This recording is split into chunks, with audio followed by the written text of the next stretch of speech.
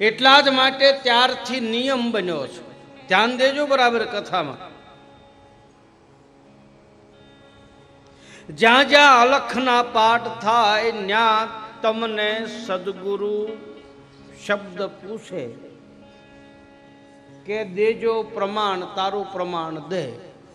સત્યનું પ્રમાણ હોય તો આપે, સત્યનું પ્રમાણ હોય તો પ્રમાણ દેતા નથી. શું આપણી પાસે છે જ નહીં, હું આપી. એ વખતે સત્ય ઘટવા માંડ્યું, એ વખતે સત્ય ઓછું થવા માંડ્યું. ચોથા યુગમાં બલિરાજા વખતે પ્રમાણ આપી શક્યા નહીં તો અત્યારે આપણે ક્યાંથી આપી શકીએ ભાઈ? આપી શકીએ?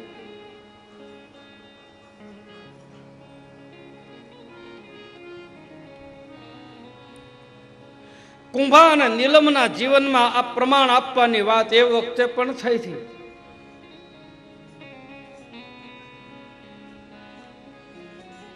તમને બધાને ખબર છે, નીલમ અને કુંભાના જીવન ચરિત્રની માલપા ઘટના બને. કુંભા રાણાના ભાઈ કહલસંગ, નીલમના દેર, ભક્તિના પંથ ઉપર હાલનારો પુરુષ હતા. કુંભાના બીજા રાણી પ્રભાવતી, નીલમની ઈર્ષ્યા થઈને પછી આગળ કથામાં બતાવે છે. એનું ચરિત્ર તમે બધા સાંભળે. હું ટૂંકમાં કહું કે નીલમ જ્યારે પરણીને આવ્યા અને એ વખતે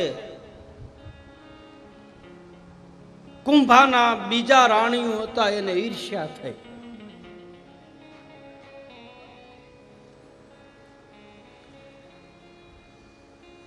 કુંભાના નાના ભાઈ હતા, એને ભક્તિના પંથ ઉપર રસ હતો, એટલે નીલમને સાથ આપે છે.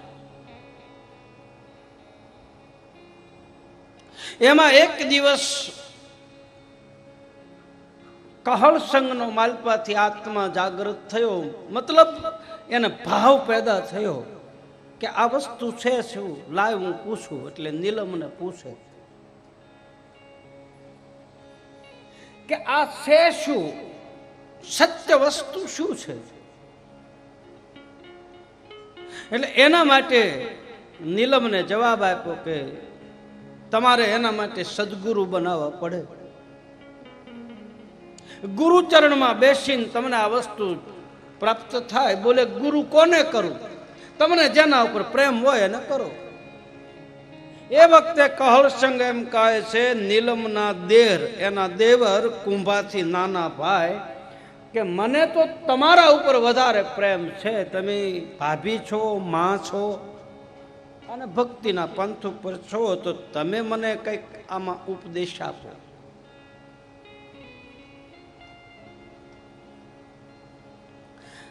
એ વખતે સદગુરુના ચરણમાં બેસી અને નીલમ માથા ઉપર હાથ મૂકીને એને આ માર્ગ ઉપર ચડાવે. એ વખતે નિયમ લેવરાવે કે તમારે કોઈ પણ વસ્તુનો અહીંયા નિયમ ટેક રાખવી પડે. તમે રાખી શકો એવી ટેક રાખો.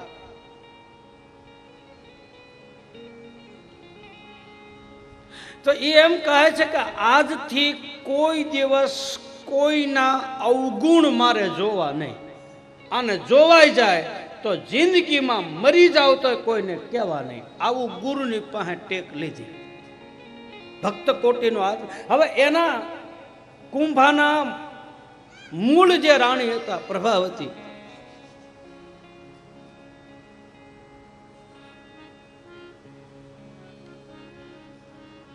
એ પ્રભાવતીના દુર્ગુણો એક દિવસ જોયા. મારો કહેવાનો ભાવાર્થ કે એ વખતે એને નિયમ લીધો ને કોઈના અવગુણ જોવા ને આવી બધી કથા છે, પણ મૂળ વાત તો એ છે કે વાસનાને નિર્મૂળ કરવી હોય,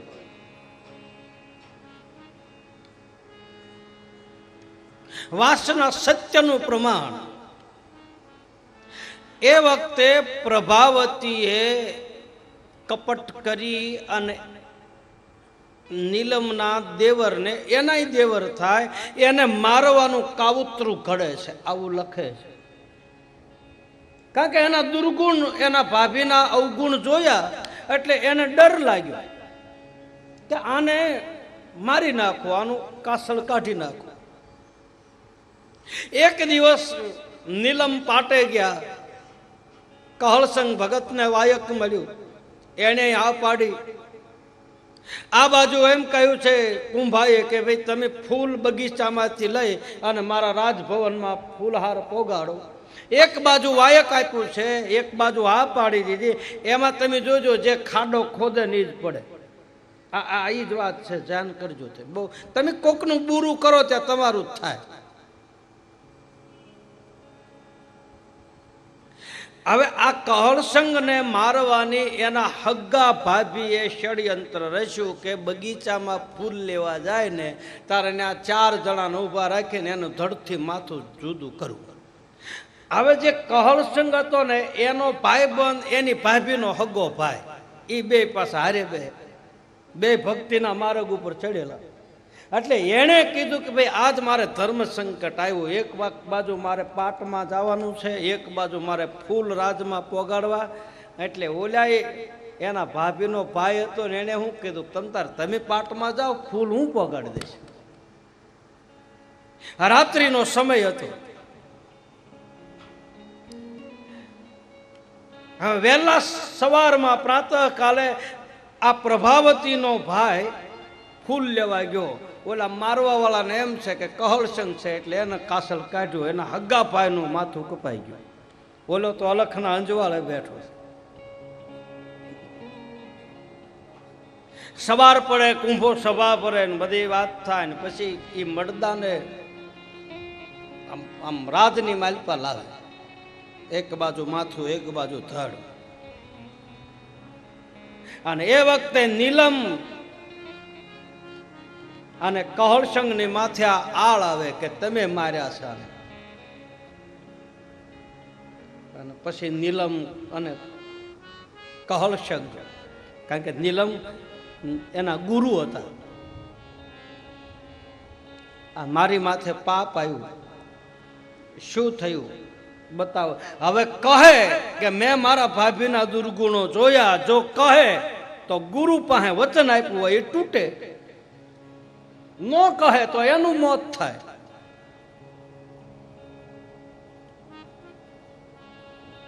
અને એ વખતે નીલમ એમ કહે છે કે હે કહળસંગ, સદગુરુ અને અલખના અંજવાળે અને 12 બીજના ધણી ઉપર ભરોસો રાખીને તમારા સત્યનું પ્રમાણ આપો, દેજો પ્રમાણ.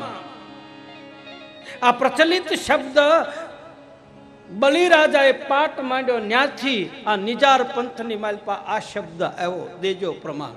અજયાને આજીવન કરો. તમારા આરાધથી, તમારા ભક્તિના પ્રતા આપણી પાસે હોય તો પ્રમાણ આપ્યું ને કશું આપ્યું. આપણી પાસે તો એ છે નહીં. કહળસંગની પાસે તો હતું ભજન.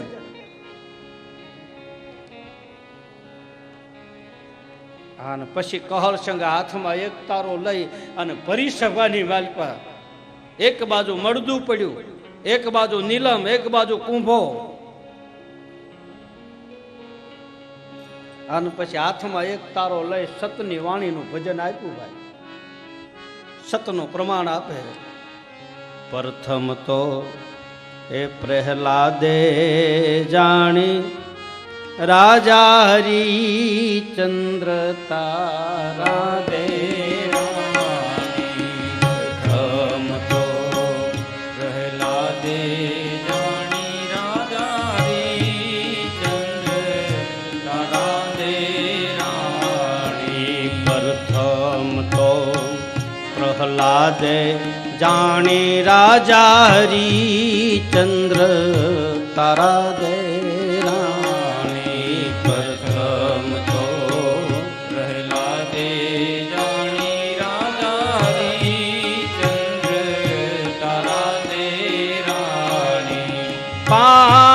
પાંડવ ને દ્રૌપદી રાજા બલી ઘેરે ઓળખાણી. મારા સતની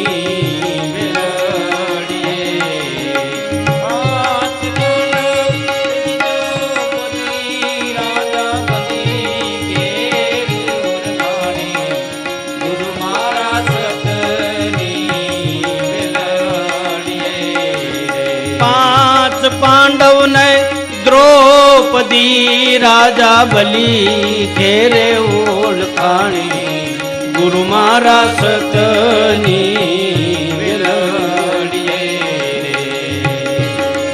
અવારુડા સત ફળ લાગ્યા રે ગુરુ મારા સતની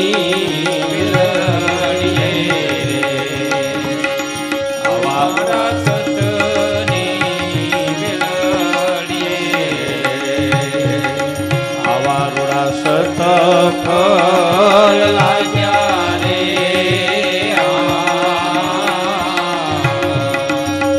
મારા સતની વેલડીએ વેલડીએ વેલડીએ વેલડીએ. મારો કહેવાનો ભાવાર્થ કે સત્યનું પ્રમાણ,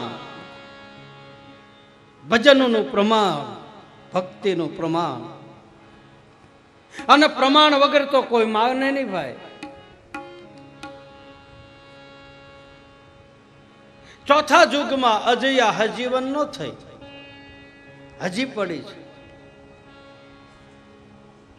સંતો બતાવે કે એ હજીવન ક્યારે થાય,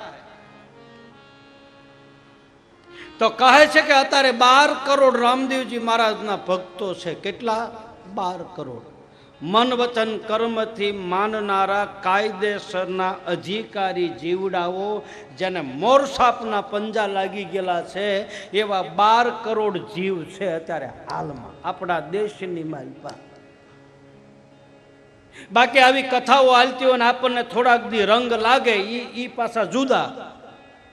બાકી કાયદેસર ગુરુમુખી હરિગુરુ સંતના ચરણમાં બેઠેલા 12 કરોડ ભક્તો છે રામદેવજી મહારાજના નિજાર પંથને વરેલા, એના નામ ઉપર માથા આપી દે એવા.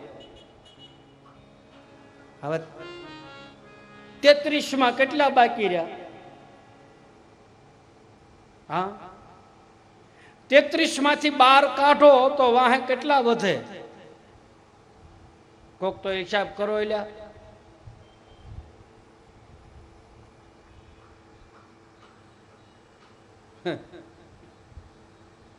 એ તરીન 3 માંથી, હાવ દેશી ભાષા કહું, એ તરીન 3 માંથી 10 ને 2 12 કાઢો તો માહે કેટલા વધે?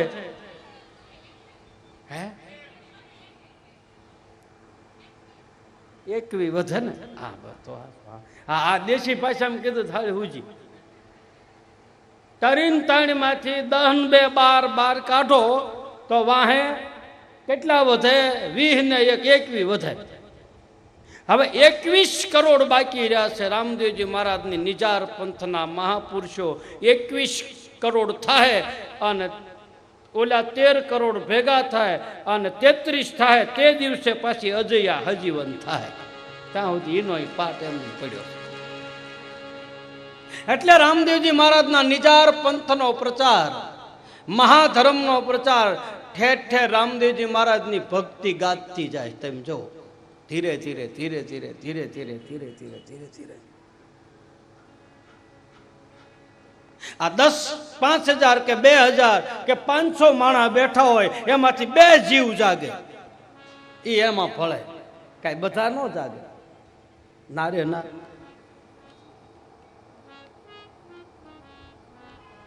આપણે રામદેવજી મહારાજની ભક્તિ કરી, નિજાર પંથ ઉપર હાલી, મહાપંથના માર્ગે સનાતન ધર્મ ઉપર હાલી. આપણે બધાને ખબર છે કે આ વસ્તુ આમ છે, પણ કાયદેસર જીવ તો 5 જ જાગે.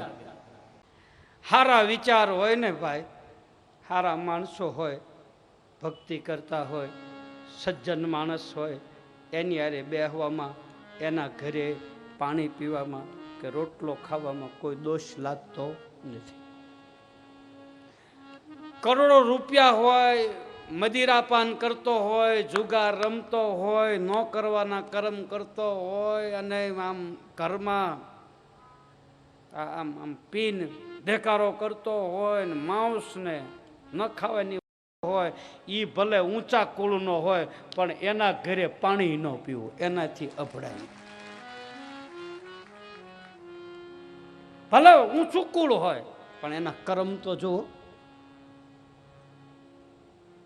બુદ્ધિ ભ્રષ્ટ થઈ જાય. ફરી એકવાર તમને બધાને અપીલ છે અહીંથી કે એવી વસ્તુ ખાતા હો પીતા હો તો આ વ્યાસ ગાદી ઉપરથી તમારો બાપ જાણી, ગુરુ જાણી અને રામદેવજી મહારાજનો આદેશ જાણી અને એવી વસ્તુ ખાતા પીતા હો તો બંધ કરી દેજો. સારી વસ્તુ ખાઓ.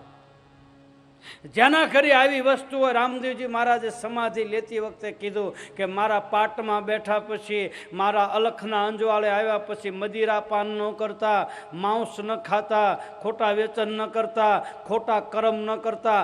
અને જો તમે મારી સામે બેહી અને ખોટા કર્મ કરશો તો એ કર્મ તમારે ભોગવવા પડશે, પછી એની દવા ક્યાંય નહીં મળે.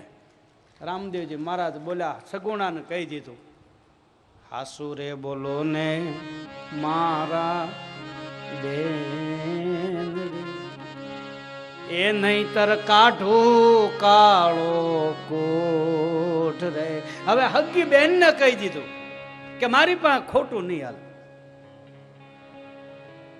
મારી પાસે સત્ય વસ્તુ હોય છે, હું સત્યનો દેવતા, સત્યનું આચરણ કરતા હોય સતના સાબડે આવીને ઉભો રહો. અનીતિ થાય, અન્યાય થતો હોય ત્યાં હું હોતો નથી. ભલે દેખાવ કદાચ હોય, ભભકો હોય, માભો હોય, પણ પ્રકાશ ન હોય. અને ઓલા પણ ભલે કાંઈ ન હોય પણ ત્યાં પ્રકાશ હોય. રામાપીર કહે છે સત્યનું આચરણ, સતના માર્ગે, ધર્મના માર્ગે હાલતા છે, એના સાબડે હું આવીને ઊભો રહ્યો. સતિયા તોળાણા ધર્મના સાબડે, સતિયા તોળાણા ધર્મના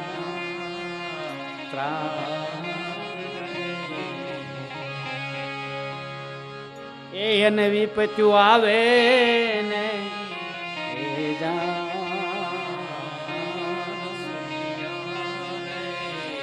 સતિયા તોળાણા ધર્મના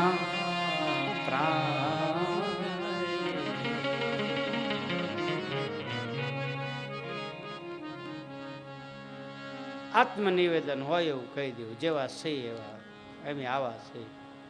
તારે તારું હોય તો તારજે, મારું હોય તો મારજે.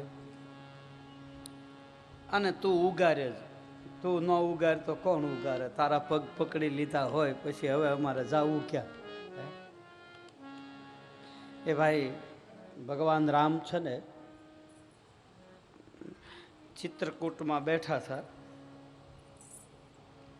ભાથામાંથી બાણ કાઢી અને એ ભાલાની અણી છે ને એ આમ પાણા હારે ભગવાન આમ ગહતા હતા. કોઈ નહોતું, એકલા બેઠા.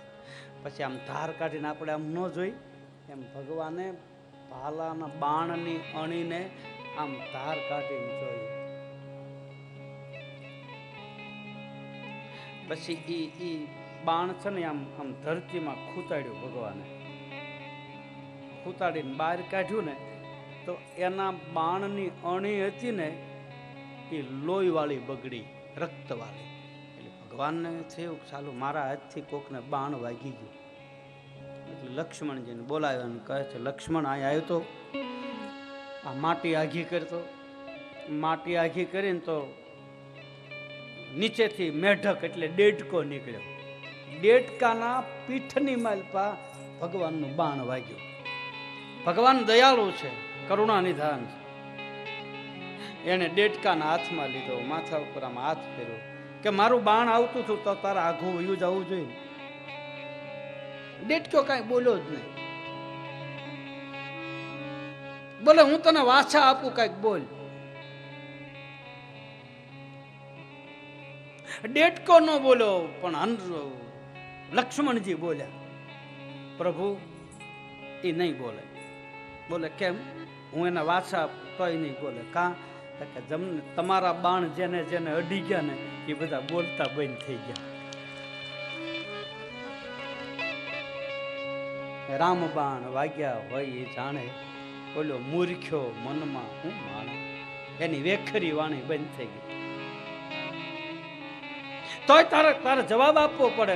ભગવાન ડેડકાને કહે છે, મને તું ખરાબ દે. ભગવાન કહે મેં તને વગર વાંકે માર્યો. ડેડકો બહુ સરસ મજાનો જવાબ આપે છે, સાંભળજો, આ ધ્યાન દેજો, આડાવડા ધ્યાન ન દેજો.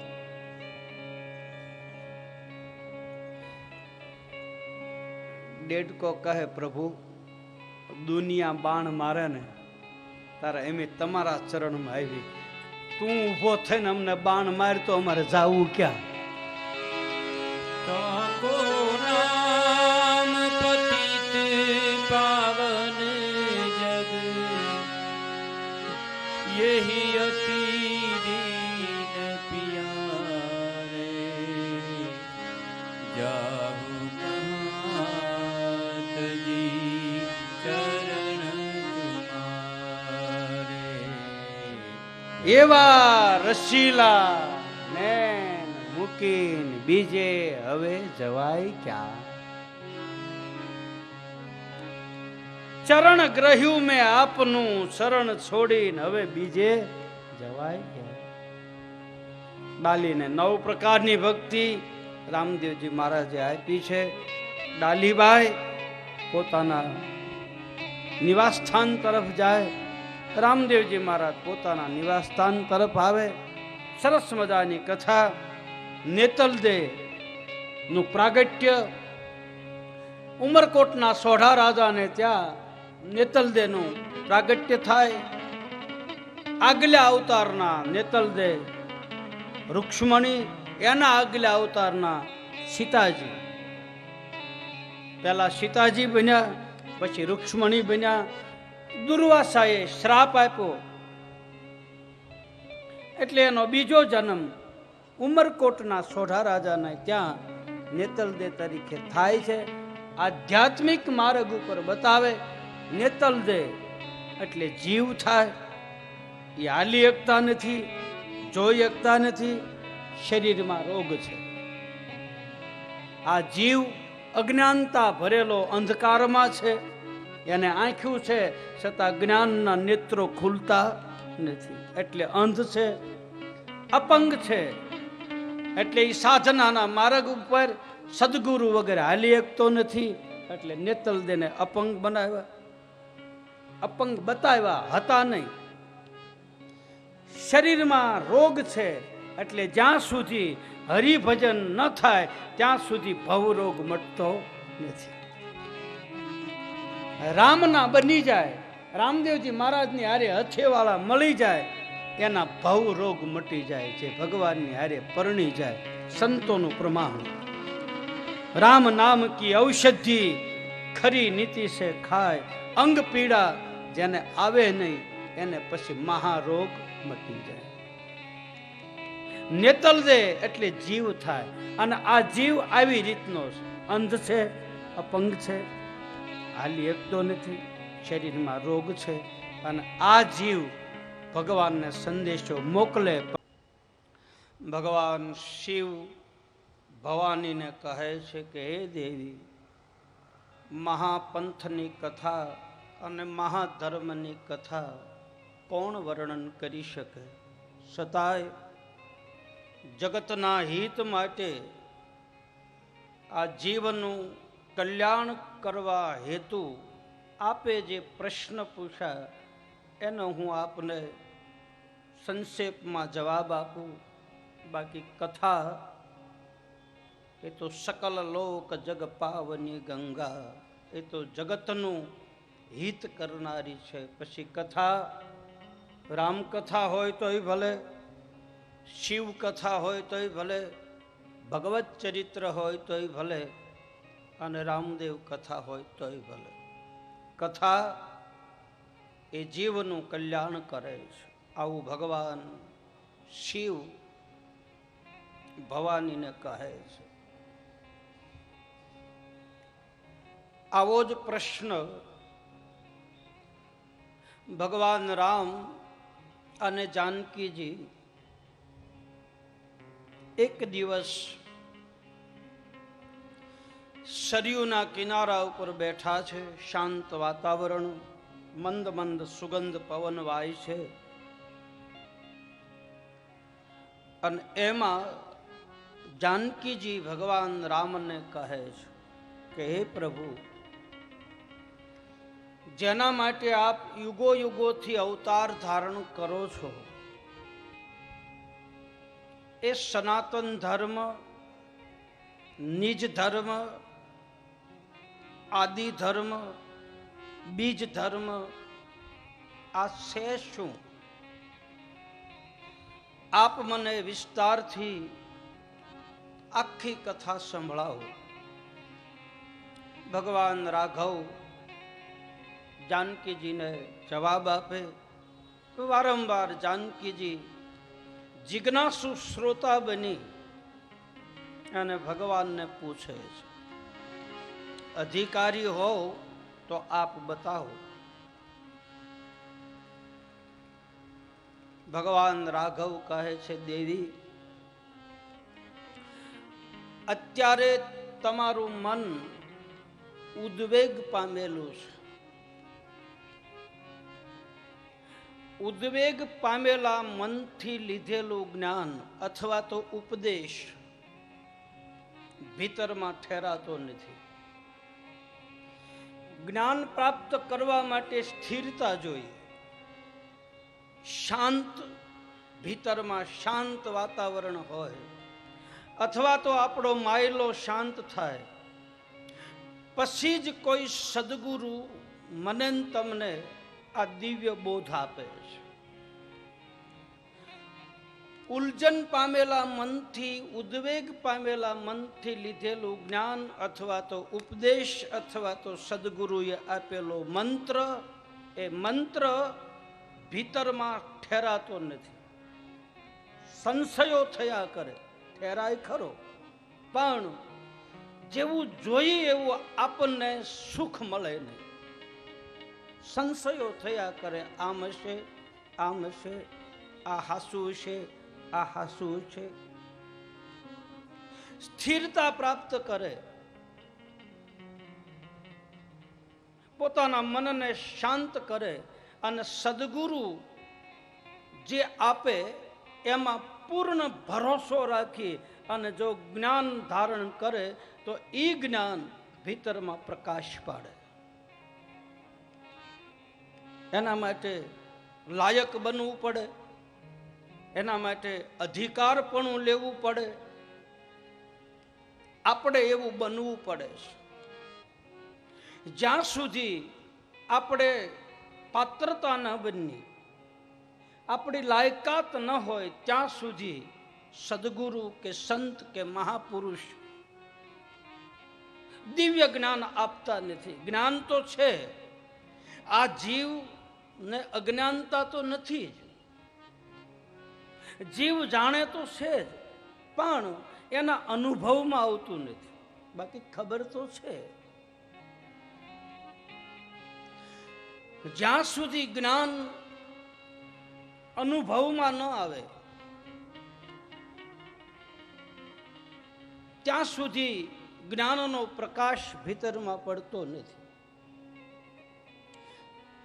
દૂધ ગરમ છે આપણે જાણીએ છીએ, પાણી ગરમ છે આપણને ખબર છે, છતાંય આપણે એમાં આંગળી બોલીએ છીએ. સ્નાન કરવા બેસી, ચા પીવા બેસી, આપણને ખબર છે ચા ગરમ છે, દૂધ ગરમ છે, પાણી ગરમ છે, છતાંય આપણે એમાં આંગળી બોલીએ છીએ. એ અનુભવ થાય, જોઈએ છીએ. ચાની રકેબી લઈને ફૂંક મારીએ છીએ અને ફૂંક મારતા મારતા ઘૂંટડો પીએ છીએ. પણ જીભ ઉપર અને હોઠ ઉપર અડે તારે ખબર પડે કે આ ગરમ છે. એમ જાણીએ છીએ આપણે, પણ આપણને અનુભવ એનો સ્પર્શ નથી થતો. આ સ્પર્શ કરાવનાર કોઈ હોય તો ઈ છે મારો ને તમારો સદગુરુ. અનુભવ જે કરાવે, બીજું કઈ છે નહીં. મેં દિવસની કથામાં કહ્યું કે એક તરણાડો ડુંગર છે, એક તણખલું આડું છે, એ તણખલું હટી જાય એટલે ભીતરમાં રહેલી જ્યોત મને તમને દેખાય. અને એ હટાવવા માટે, એ અંતરપટને તોડવા માટે મારે ને તમારે કોઈ એવા મહાપુરુષના ચરણમાં જવું પડે છે. પછી એને આપણા સંતો સત્ય વસ્તુ બતાવી એટલે એને પછી સદગુરુ નામ આપ્યું. સત્યનો જે બતાવ્યું એ સદગુરુ. ઉદ્વેગ પામેલા મનથી લીધેલું જ્ઞાન સ્થિરતા નથી થતી. ભગવાન રામ કહે છે. જાનકીજી બીજો પ્રશ્ન પૂછે, આપ મને આમ આમ જરાક ઈશારો કરો, ક્યારે કહેશો? તો હું એ સમયની રાહ જોઉં, પ્રતીક્ષા કરું. નહીં, ઘણા સદગુરુ સંતો મહાપુરુષો આપણે એને એમ કહીએ કે એમને આમ આ જ્ઞાન આપો, અથવા તો એ ઘરની ઓળખાણ કરાવો, અથવા તો આત્મતત્વનો અનુભવ કરાવો, અથવા તો નિજાનંદ અમને પ્રગટ થાય એવો રસ્તો બતાવો. તો સદગુરુ મને ને તમને કહે છે કે હજી વાર છે. ગંગા સતી પાનભાઈ સમઢિયાળા, એને આમ ઘૂંટડા ઘૂંટડા ભરી ભરીને પાય છે. એમાં પાનબાઈ કહે છે, એ સૂટા સૂટા તીર અમને મારો નારે બાઈજી રે, સાતી મારી ફાટું એ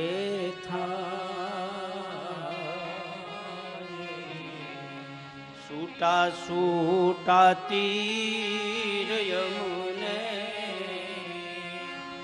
મારો નારે બાઈજી રે, સાતી મારી ફાટું એ અને તરત ગંગા સતી જવાબ આપે કે હે બાનબાઈ, બાણ રે લાગ્યા ને હજી ઘણી વાર છે. હજી તો ભીતરના ઉભરા આવવાને બહુ વાર છે. એની રાહ જોવો, એની પ્રતીક્ષા કરો. અને આ બધાએ રાહ જોઈ છે, પ્રતીક્ષા કરી, પુરુષાર્થ કર્યો, બેઠા ન રહ્યા, હારોહાર પુરુષાર્થ પણ ચાલુ કર્યો. અને પુરુષાર્થ કરતો જાય અને પછી એની રાહ જોવે, પછી ચોથા પાયે પ્રાપ્તિ થાય, પછી મને તમને મળે. વાટ તો જોવી પડે. યુવાન વયમાં ભક્તિ કરી શબરીએ અને 80 વર્ષની સાધના થઈ અને ગુરુના વચન ઉપર ભરોસો રાખી અને શબરી બેઠી કે આજ આવશે, આજ આવશે, આજ આવશે. ઉદ્વેગ પામેલા મનથી લીધેલું જ્ઞાન ભીતરમાં ઠેરાતું નથી. ભગવાન રાઘવને જાનકીજી કહે છે કે આપ મને કઈ એવી નિશાની આપો કે હું રાહ જોઉં. અને ભગવાન રામના મુખમાંથી શબ્દો નીકળ્યા છે, એવા તમે રે થાશો રે રાણી વૃક્ષ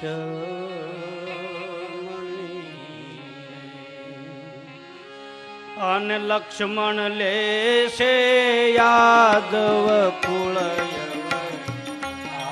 રે.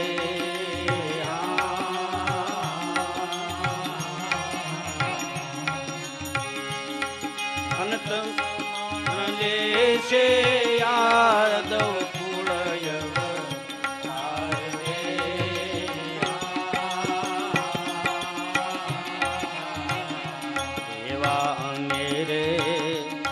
થાશુરે દ્વારિકાનો રાજ્યા, એવા મેરે જાશું રે દ્વારિકાનો અંતે દીર કરશું બીજ ધર્મની વાત રે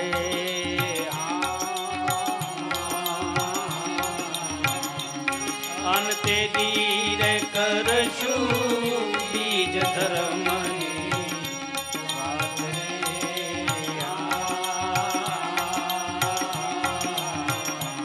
એવા સીતાજી પૂછે રે લક્ષ્મણ વીરના બાંધવા એવા સીતાજી પૂછે રે લક્ષ્મણ વીરના બાંધવા અન કહો ને મને બીજ ધર્મની વાત રે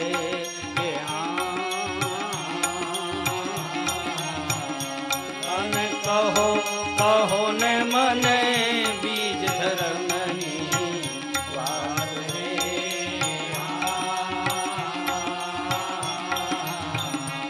એવા અંતરના પડદા રે સ્વામી અળગા કરો એવા અંતરના પડદા રે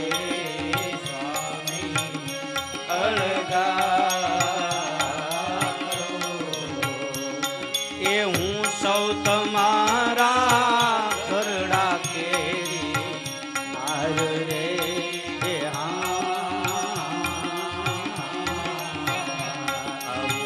સીતાજી પૂછે લક્ષ્મણ વીરના બાંધવા એ જીવા તમે બીજા અવતારમાં રૂક્ષ્મણી બનશો, લક્ષ્મણજી યદુવંશમાં અવતાર ધારણ કરશે, હું દ્વારકાનું નિર્માણ કરીશ ને એ વખતે હું તમને આ મહાપંથની વાત કરીશ.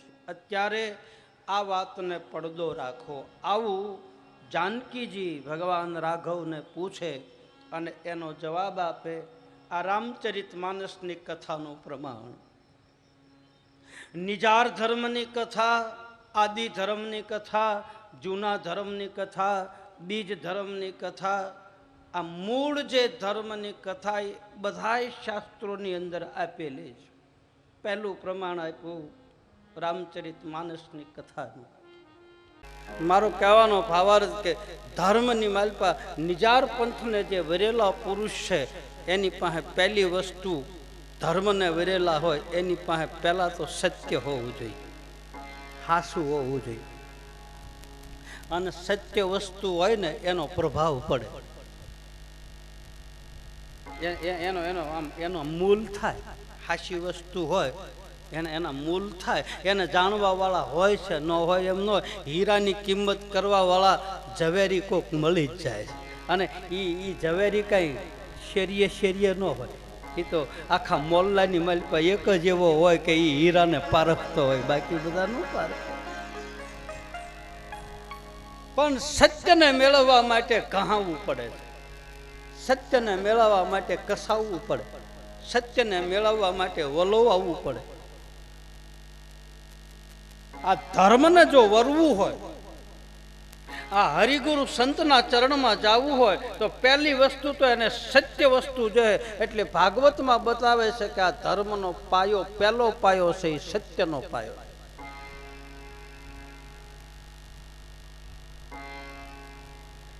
અને બીજો પાયો બતાવે છે દયાનો. દયા એટલે કરુણાનો, દયા એટલે અનુકંપા થાય.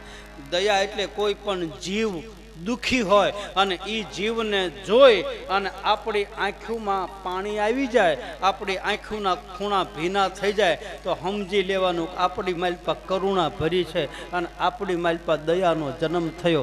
આ ધર્મને વરવું હોય એને કાયમ આંખોના ખૂણા ભીના હોય. સતી તોરલનું પ્રમાણ. સતી તોરલ કહે છે કે હે જાડેજા, ધર્મને વરવું હોય તો જેને દીઠે મૂંજા નેણા ઠરે, બાયુ અમને એસો એસો સદગુરુ મળે. જેને જોઈ અને આપણી આંખોના ખૂણા ભીના થઈ જાય તો સમજી લેવાનું કે આપણે આ ધર્મને વર્યા છે. ધર્મને વર્યા ન હોય ને કોઈના દુઃખ પડ્યા હોય અને એમાં જો આપણી આંખોમાં પાણી ન આવે તો સમજી લેવાનું કે હજી આપણે ધર્મને જાણ્યો નથી. આ બધું શું મારે કહેવું તમને, આ સત્સંગ આપણે જઈએ છીએ, આ એક જાતનો સત્સંગ છે. 9 દિવસ સત્સંગ સીમિત નો હોવો જોઈએ, સત્સંગ વિશાળ હોવો. સત્સંગનો અર્થ જ થાય વિશાળતા. આ સત્સંગને બાંધી દીધો, આડા કેરા કરી નાખી, આખી આડી પાળિયું કરી નાખી. સત્સંગમાં જવાથી તો આ જીવને વિશાળપણું મળે. તાર આજ સત્સંગમાં જવાથી આ જીવ બંધનમાં પડે. એ સત્સંગમાં ગયા પછી કહેવા વાળાઓ એમ સમજાવે છે કે તમારે આવું જ કરવાનું, આવું નહીં કરવાનું, તમારે આ માર્ગે જવાનું, આ માર્ગ. તો એ સત્સંગ છે કે બાંધ્યા?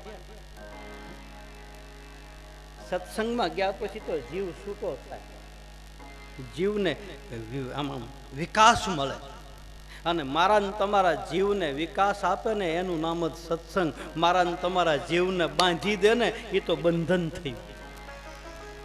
આ તો બંધનમાંથી મુક્ત કરવાની કથા છે. રામાપીરે 18 વર્ણને મુક્ત કર્યા, 18 વર્ણ. આ એક જ દેવતા એવો થયો છે જેણે એક માંડવાની માલપા 18 વર્ણને બેહાર્યા. 9 નાથ, સિદ્ધ 84, 52 વીર, 64 જોગણી. આ બધાને એક માંડવાની માલપા મારા 12 બીજના ધણીએ બેહાર્યો, બાકી બીજા કોઈએ નથી બેહાર્યો. 9 નાથને લીધા, સિદ્ધ 84 ને લીધા, 52 વીરને લીધા અને 64 જોગણીને લીધા. અને રામદેવજી મહારાજનો જ્યાં પાઠ હોય ને ત્યાં 33 કરોડ દેવતાઓ હાજર હોય છે એવું હરજી પાઠી બતાવે છે. એક એક પાયે બેઠા, 7 કરોડ બેઠા, 5 કરોડ બેઠા, 9 કરોડ બેઠા, 12 કરોડ બેઠા. આ ધર્મનું રક્ષણ કરવા માટે. જતી અને સતી એ આપણી જેવા જ હતા, પણ એણે ધર્મને ધારણ કર્યો એટલે એને દેવની ડિગ્રી મળી. નરમાંથી નારાયણ બને. આ નરમાંથી નારાયણ બનવાની કથા છે. આ આત્મા તત્વને ઓળખવાની કથા છે. આ નિજ તત્વને ઓળખવાની કથા છે. આ માયલાને ઓળખવાની કથા. અને જ્યાં સુધી માયલો ન ઓળખાય ત્યાં સુધી જગત ઓળખાય. જગત હું ઘરમાં નથી ઓળખતા. ઘરમાં 2 માણસ હોય એ નથી ઓળખતા એકાબીજાને. ઓળખે બેન ભાઈને એમ કે, ભાઈ બેનને એમ કે તમે મને ન જાણી, ભાઈ એમ કે તે મને ન જાણ્યો. હવે એ 2 60 વર્ષ થયા તો એ નથી જાણ્યા તો આ કાંઈ થોડું 9 દીમાં જણાય? એની અરે ફેરા ફર્યા તો પામી કે પુરુષના પેટમાં શું પડ્યું છે, માણસના પેટમાં શું પડ્યું, પેટ હાથ નથી આવતું. આવે એટલું કેવું પેટ છે તો એ નથી કહેતા કે આનું તળિયું નથી આવતું, આના પેટ હાથ નથી આવતું. આ બહુ પેટમાં કંઈક બીજું છે એમ બતાવે, બીજું કરે, બીજું માલપા દુખે, બીજું કૂટે પેટ, બોલે દુખે માથું અને કૂટે પેટ.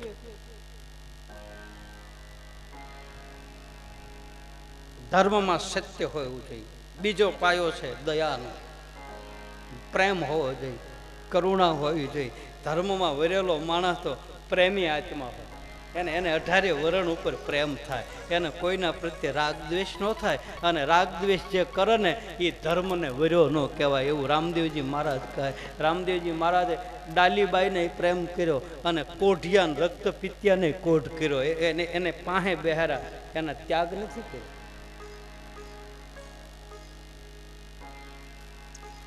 એનું કોઈ નહોતું, એને આમ ધૂતકાર્યા નથી, એને પોતાના બનાવ્યા. અને પોતાના બનાવે ને એ જ પરમાત્મા, અને પોતાના બનાવે એ જ હરીશ ગુરુ સંત. બાકી ધૂતકારે ને એ કોઈ દી સંત ન હોય, અને ધૂતકારે એ કોઈ દી ધર્મમાં ન હોય. હમણાં જ મારા ગાડીમાં મેં એક નવું સૂત્ર બહાર કાઢ્યું છે, મારું પોતાનું, મને સૂઝ્યું. એટલે અમારે ત્યાં ભૂરખ્યા હનુમાન છે, અને એ મેં ગાડીમાં બેઠા બેઠા દિન્યા સૂત્ર બહાર પાડ્યું કે જે ભૂખ ભાંગી નાખે એ ભૂરખ્યો દાદો. આ અમારો ભૂરખ્યો હનુમાન. ભૂખ ભાંગી નાખે એ ભૂરખ્યો દાદો, અને ભૂત ભગાડે એ ભૂરખ્યો. એમાં ભૂત ભગાડે એ 12 બીજનો ધણી. મારા ને તમારા ભીતરમાંથી કામ, ક્રોધ, મદ, લોભ, મોહ, રાગ, દ્વેષ, ઈર્ષ્યા એના ભૂત કાઢી નાખે. એનું નામ રામો પીર. બાકી રામો પીર કોઈને નડે નહીં, એ કાંઈ કોઈને આડો ન ફરે. મારી પાસે ભૂત કાઢી નાખે.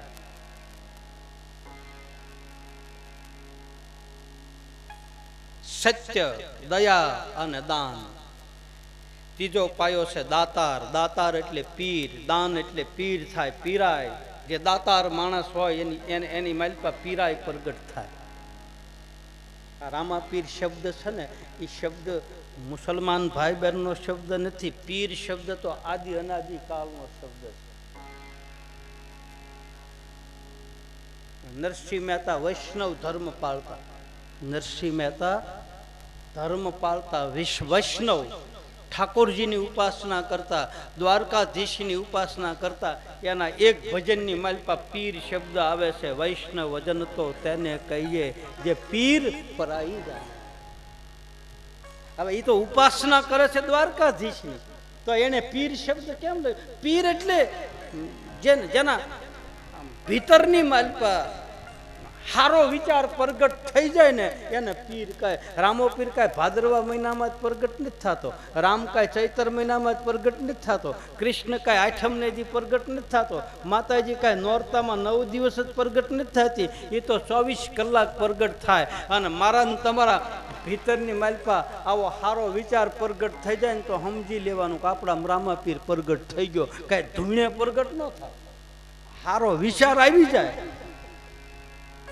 ધૂણીને એમ કે હું રામો પીર આવે. ધૂણે કોઈ સારું કામ કરવા માંડે એટલે વગર ઓલે તારામ રામા પીર આવે, વગર ડાકલે. અમારે એમ કે વગર ડાકલે આવે, ડાકલા વાગે ને કાંઈ રામા પીર આવે. આ સારું કામ કરે. આ બિપિનભાઈનો પરિવારને તમે આખું ફળિયું ને આખું ગામ ભેગું થઈ અને તમે આ આયોજન કરું છું. હું તો એમ કહું રણુજામ રામો પીર હોય કે ન હોય, પણ આ 9 દી તો આ ફળિયામાં રામો પીર આવવાનો.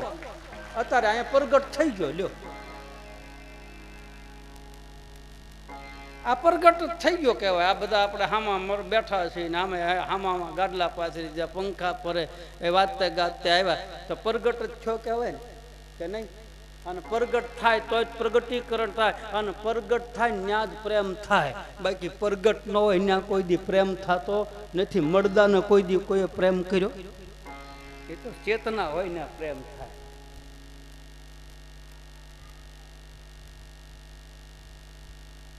દયા જેને આવી જાય, દાતારી જેનામાં આવી જાય, ખુમારી જેનામાં આવી જાય.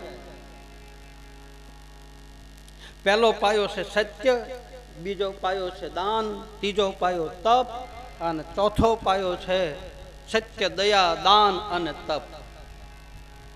ચોથો પાયો છે તપનો, તપસ્યા. તપનો પ્રભાવ આ તપ છે. આ તમે 3 કલાક હું અહીં બેહું, 3 કલાક તમે બેહો, 3 કલાક આ વગાડવા વાળા બેહે, માયક વાળા બેહે, આ બધાનું 3-3 કલાકનું તપ છે. અને એના તપની જ એને મજૂરી મળે છે. બાકી કળાની કોઈ કિંમત થતી નથી. અને આ સૂરની કોણ કિંમત કરી શકે? આ તો એક ભગવાનને મેળવવાનું સાધન છે, અને પરમાત્માને મેળવવાના સાધનની કોઈ દી કિંમત થતી નથી. એના તપનું ફળ મળે છે. એ સારું ગાય છે કે સારું વગાડે એટલે એને પૈસા નથી આપતા, એની કળાની કદર થાય. દિવાળી બેન ભીલ કાળા હતા, રૂપાળા નહોતા. દુનિયાનો પાવડર નહીં લગાડતી હતી તોય કાળી ને કાળી રહેતી હતી. જીવી ત્યાં સુધી ધોળી ન થઈ, પણ એ ગાતી હતી તો 5000 માણસ એની આંખમાં હુડા પડાવતી. એ એની કળાની કદર હતી.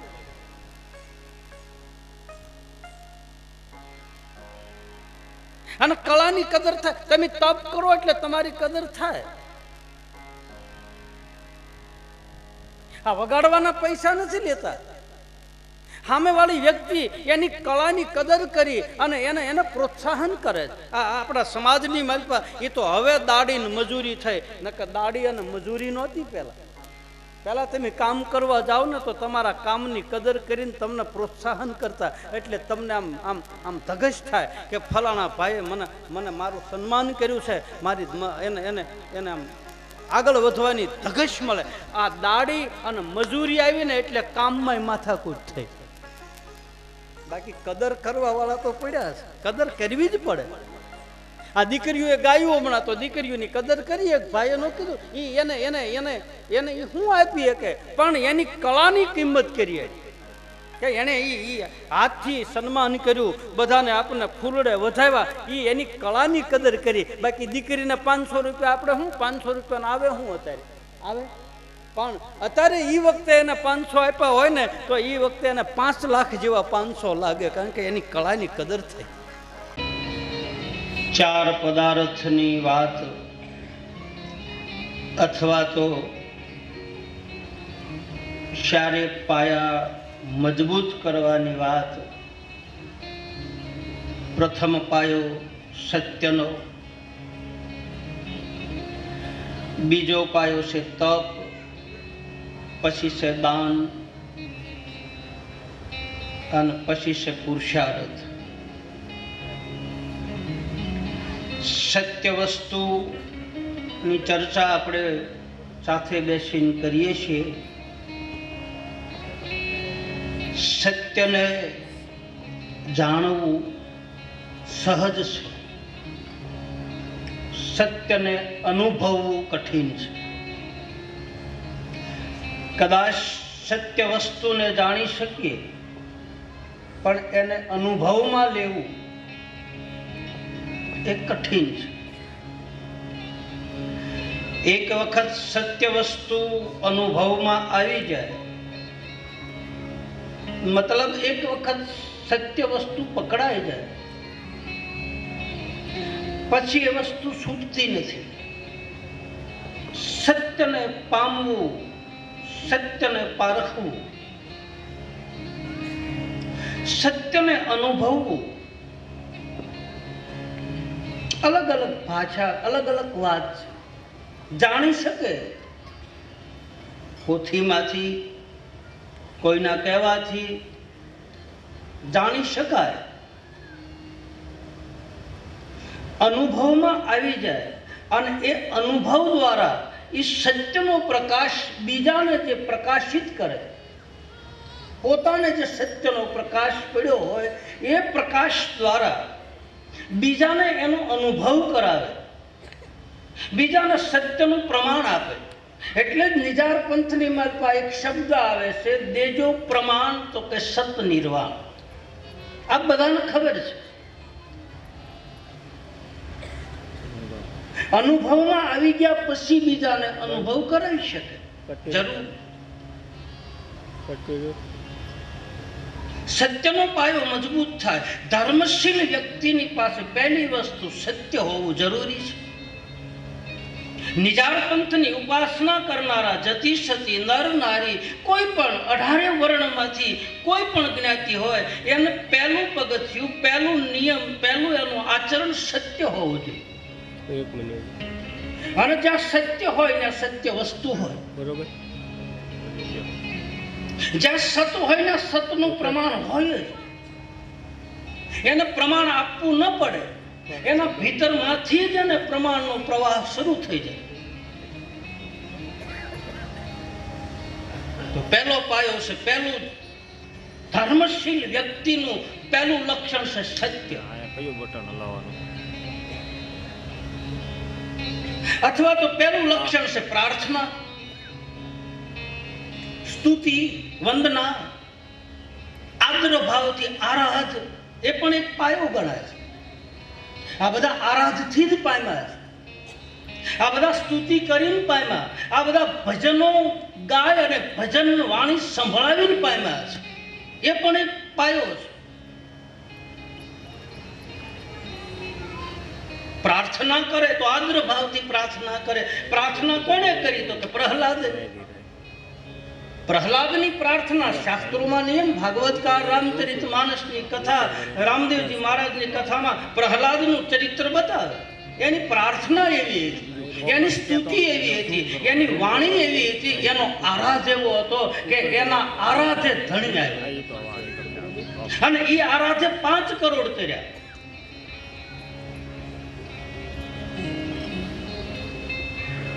પ્રથમ યુગમાં પ્રહલાદ સીધા 5 કરોડ લઈને ઓદરી ગયા, નિર્વાણ પદને પામ્યા. આમ આધ્યાત્મિક અર્થ એ થાય કે 5 કરોડ એટલે પંચભૌતિક શરીર થાય.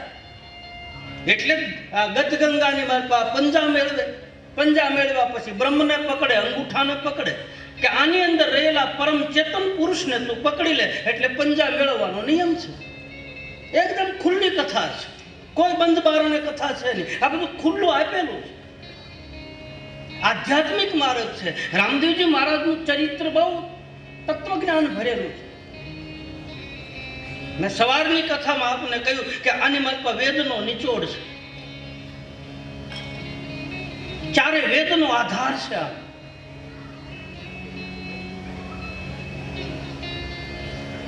ક્ષિતિજલ પાવક ગગન સમીરા અને પંચ રચિત અધમ શરીરા.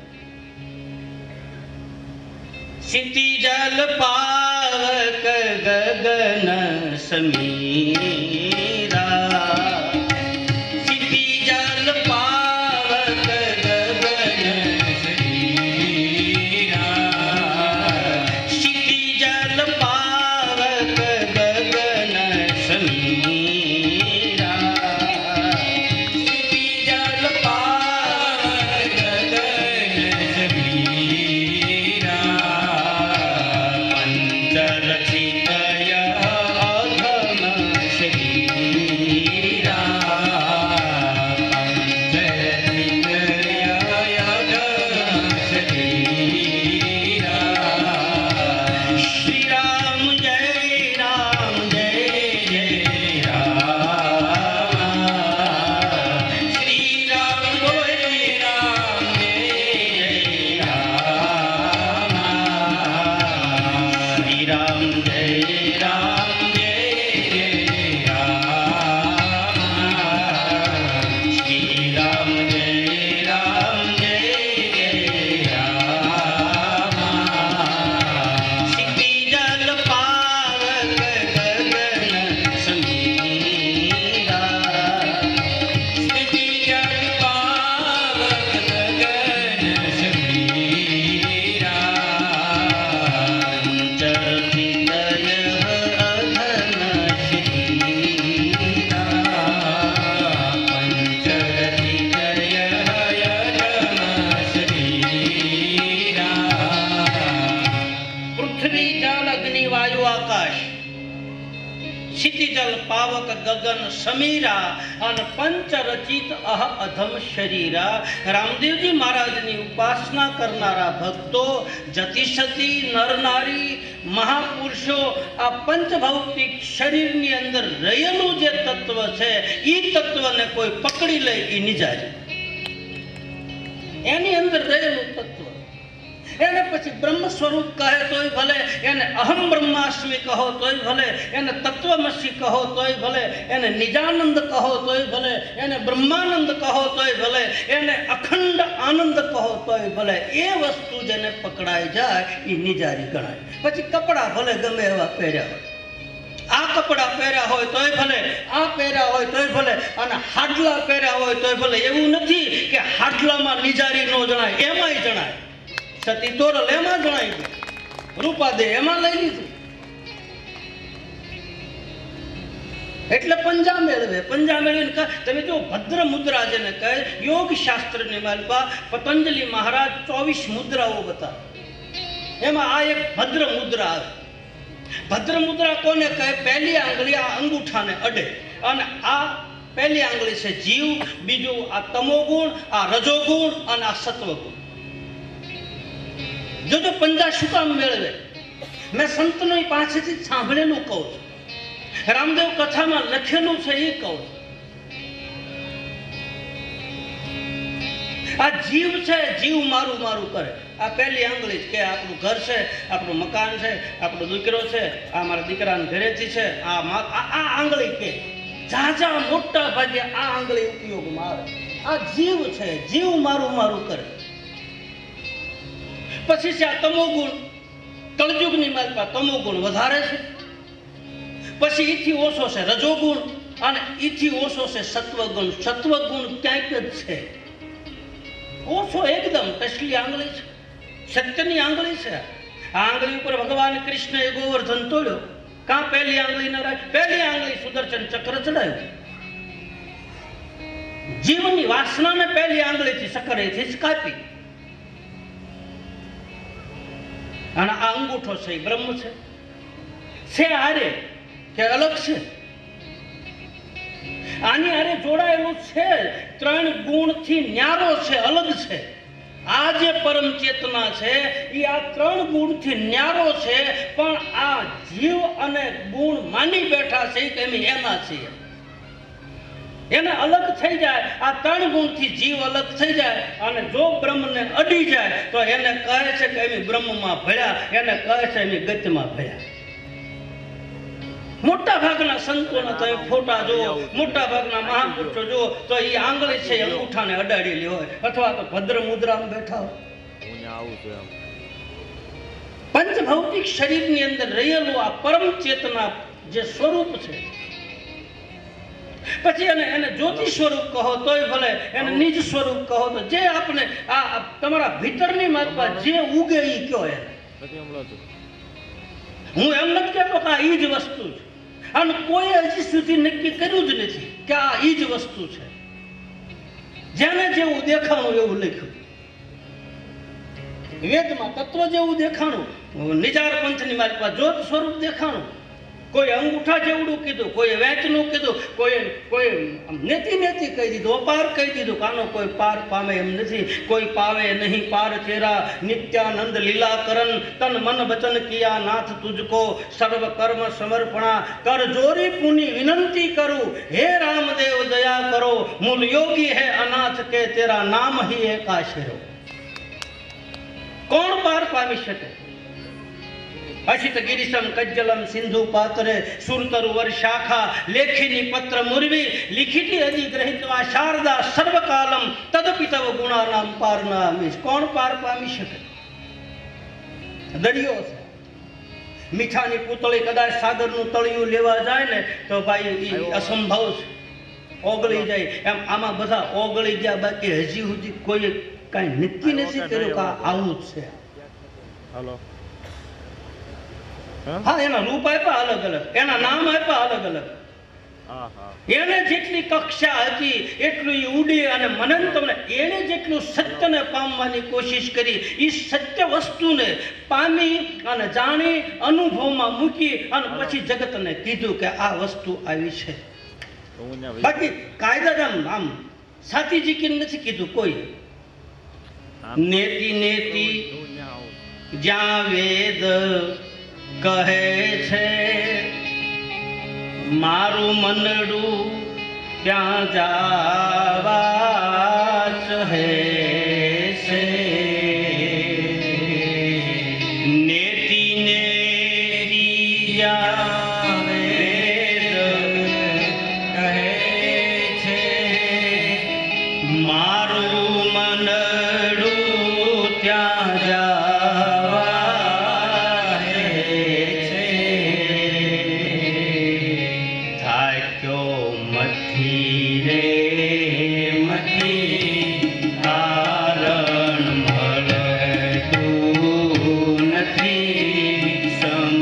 સમજયા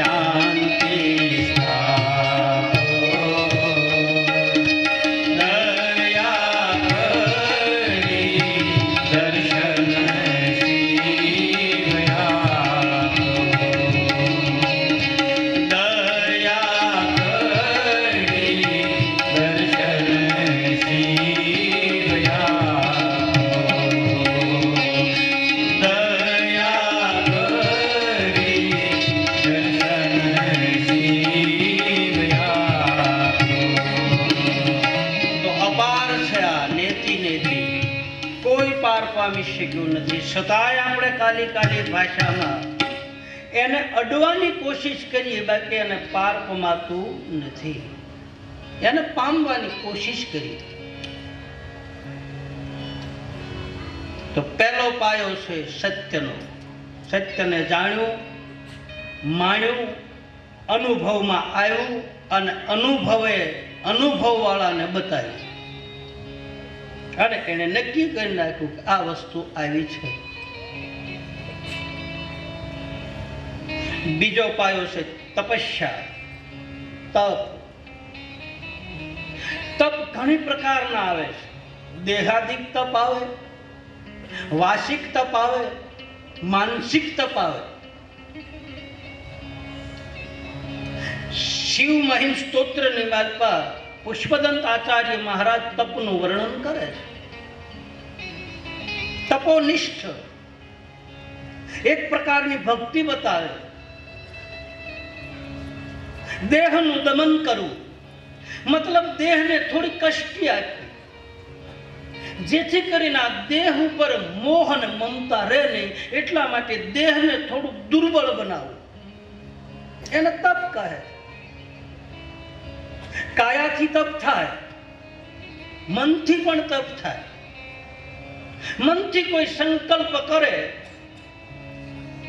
અને એ સંકલ્પમાં એ ધીરે ધીરે આગળ વધે તો એને સંકલ્પ સિદ્ધિ પ્રાપ્ત થાય. વાણીનું તપ થાય, મૌન વ્રત ધારણ કરે તો એ વાણીનું તપ છે. દેહને દમન આપી અને દેહને થોડી ઘણી કષ્ટી આપી, એને પીડા આપી અને એ પીડામાં દુઃખમાં હરિભજન થાય એવું સંતો બતાવે. સુખ ઉપર શીલા પડો, હરિ હૃદય છે જાય, બલહારી વાકે દુઃખ કી કે પછી પલ પલ નામ જપાય. આ એક પ્રકારનું તપ છે. આ એકતાણા કરવા, 11 કરવી, બીજ પૂનમના વ્રત કરવા એ તપ છે. એ તપમાં બેઠા પછી ભજન કરવું જરૂરી છે. નકર તપોનિષ્ઠ માણસ જો ભજન ચૂકી જાય તો એની તપની સાધના અવળી થઈ જાય અને અવળી થઈ જાય તો એ શ્રાપિત બની જાય, તો એ શ્રાપ થઈ જાય. એટલે તપોનિષ્ઠ વ્યક્તિને સતત ભજનમાં લીન રહેવું પડે અને જો ભજનમાં લીન ન રહે તો એની સાધનાનો દુરુપયોગ થઈ જાય. એ તપમાંથી ઊભો થાય એટલે કોકને શ્રાપ આપી દે. તપ કરવું અને તપ જીરવું કઠિન છે. બીજો રામદેવજી મહારાજને નિજાર પંથની ધારા ઉપર હાલનારા સંતો અને ભક્તો બતાવે કે આ બીજો પાયો છે, તપનો પાયો છે. તપસ્વી પુરુષ બનવું. 24 કલાક તપ શું કામ કરવું, ભૂખ્યા શું કામ રહેવું? તો એમ કહે છે કે પ્રમાદ ન થાય. બહુ ખાવાથી આળસ પેદા થાય, પ્રમાદ આવે, બગાસ આવે, પગ લાંબા કરવાનું મન થાય, ટેકો દેવાનું મન થાય, ઓછકું લેવાનું મન થાય, હળવે હળવે પાછું ઝોલું ખાવાનું મન થાય. આપણા સુભાષિતકારમાં એક શ્લોક છે કે કાગ શ્રેષ્ઠા બગો ધ્યાનમ સ્વાન નિંદ્રા તથેવતે અલ્પ આહારી ગ્રહ ત્યાગી વિદ્યાર્થી પંચલક્ષણમ. પ્રોફેસર સાહેબ કઈ ગયા? કયું બેઠા? દિલીપભાઈ. આ વિદ્યાર્થીઓને લાગુ પડે, જે ભણતા. આમ તો જો કે બધાને લાગુ પડે. સાધકને આ 5 લક્ષણો હોવા જરૂરી. કાગ શ્રેષ્ઠા, કાગડા જેવી નજર. કાગ શ્રેષ્ઠા બગો ધ્યાનમ, બગલા જેવું ધ્યાન. બોર્ડ ઉપર લખાણું, વિદ્યાર્થીએ માંડવા ઉતારી લીધું, નક્કી કરી નાખ્યું, લેશન કરી નાખ્યું, વાત પૂરી. જે ભણતા હોય યુવાન ભાઈ બહેન, એને આ શ્લોક પાકો કરવાની જરૂર છે. કાગ શ્રેષ્ઠા બગો ધ્યાનમ સ્વાન નિંદ્રા, કૂતરા જેવી ઊંઘ. તમે બાજુમાં આવે તો કાન પટપટાવે તરત. કૂતરું નાખોરા નો ઢહડે. સાંભળ્યા કોઈ દી કૂતરા નાખોરા ઢળ્યા? હા, આ માણસ ઢહડે નાખોરા. આ નાખોરા ઢહડે ત્રીજા ફેરે સંભળાય, જાણે મોટું જનરેટર ચાલુ થયું હોય. શ્રેષ્ઠા બગો ધ્યાનમ શ્વાન નિંદ્રા તથૈવ તે અલ્પ આહારી. થોડું ખાવું. થોડું ખાવાથી આપણા ભીતરમાં પ્રમાદ પેદા ન થાય, આળસ પેદા ન થાય. આવું શ્લોકમાં બતાવે સુભાષિતકાર. કાગ શ્રેષ્ઠા બગો ધ્યાનમ શ્વાન નિંદ્રા તથૈવ તે અલ્પ આહારી ગ્રહ ત્યાગી. ગુરુના ઘરે ગયા પછી અથવા તો સ્કૂલે ગયા પછી અથવા તો નિશાળે ગયા પછી ઘરના વિચારો મગજમાં રખાય નહીં. ઘરનો ત્યાગ કર્યો ગણાય. એટલે ગુરુકુળમાં વિદ્યા પ્રાપ્ત કરવા માટે આપણા શાસ્ત્રોમાં બતાવે કે બાળકોને ગુરુકુળમાં મોકલતા. ત્યાં ગયા પછી ઘરના વિચારો ન કરાય. જો ઘરના વિચારોમાં એ બાળક ઘરના વિચારોમાં પરોવાઈ જાય તો સામે લખેલું છે એ માણસની મલ પર ઉતરે છે. અલ્પ આહારી એને તપ કહે છે.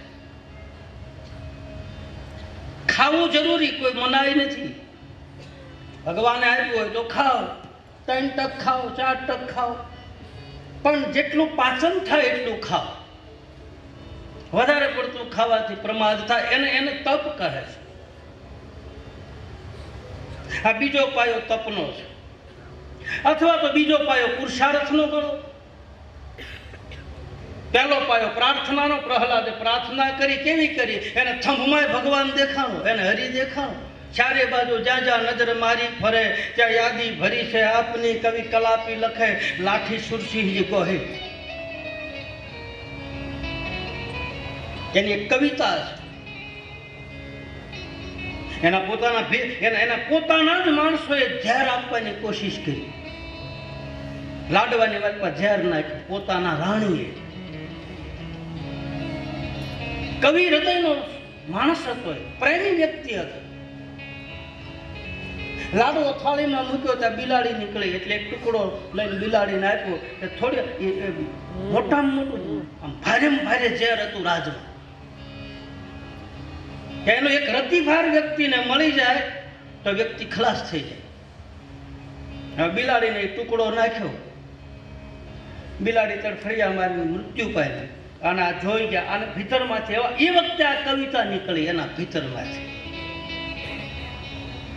હૃદયના સ્થાનમાં શંકા પડે તારે ભયંકર છે, ને અધૂરા જ્ઞાનની નારી મળે તારે તે પણ ભયંકર છે. જુઓ ગંગા અને જમના છે જગતના પાપ ધોનારી, પણ હદ બહારના પાણી બહાવે તારે તે પણ ભયંકર છે. હૃદયના સ્થાનમાં શંકા પડે તારે ભયંકર છે. ગંગા નદીના કિનારા ઉપર આપણે ગંગા માન પવિત્ર માની, પણ ગંગાના કિનારે ઈ બેફામ થાય તારે ઈ ઝૂંપડા તાણી જાય છે ને તાણી જાય છે. જુઓ ગંગા અને જમના છે જગતના પાપ ધોનારી, પણ હદ બહારના પાણી વહાવે તારે તે પણ ભયંકર છે. હૃદયના સ્થાનમાં શંકા પડે તારે ભયંકર છે. અધૂરા જ્ઞાનની નારી મળે તારે તે પણ ભયંકર છે. જ્યાં જ્યાં નજર મારી ફરે ત્યાં યાદી ભરી છે આપની. જ્યાં હું જોઉં છું ત્યાં મને તું દેખા.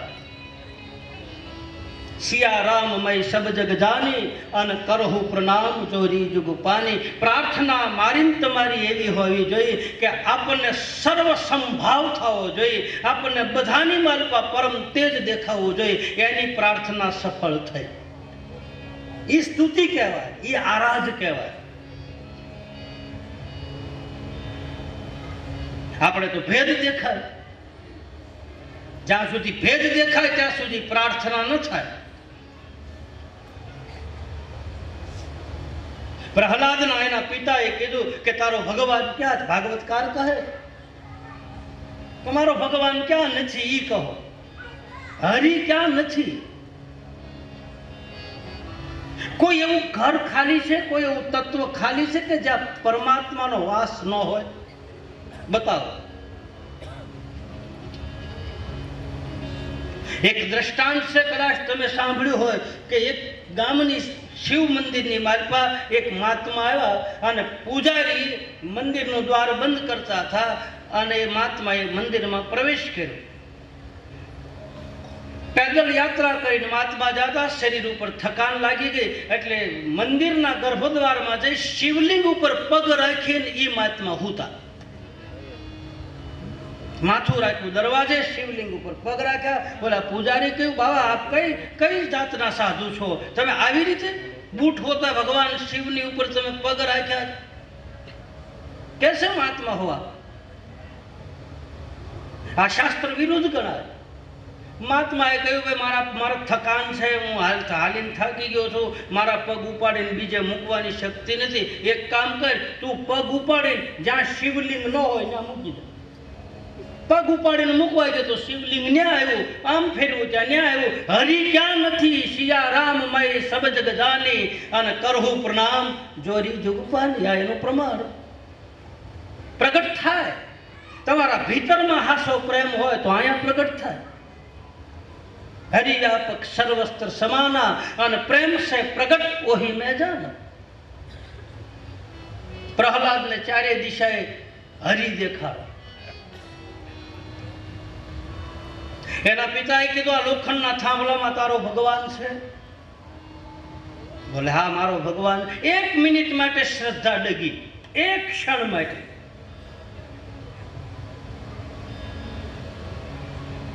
प्रहलाद ની નિષ્ઠા એવી હતી પ્રહલાદની શ્રદ્ધા એવી હતી પણ એક ક્ષણ માટે પ્રહલાદની શ્રદ્ધા ડગી ગઈ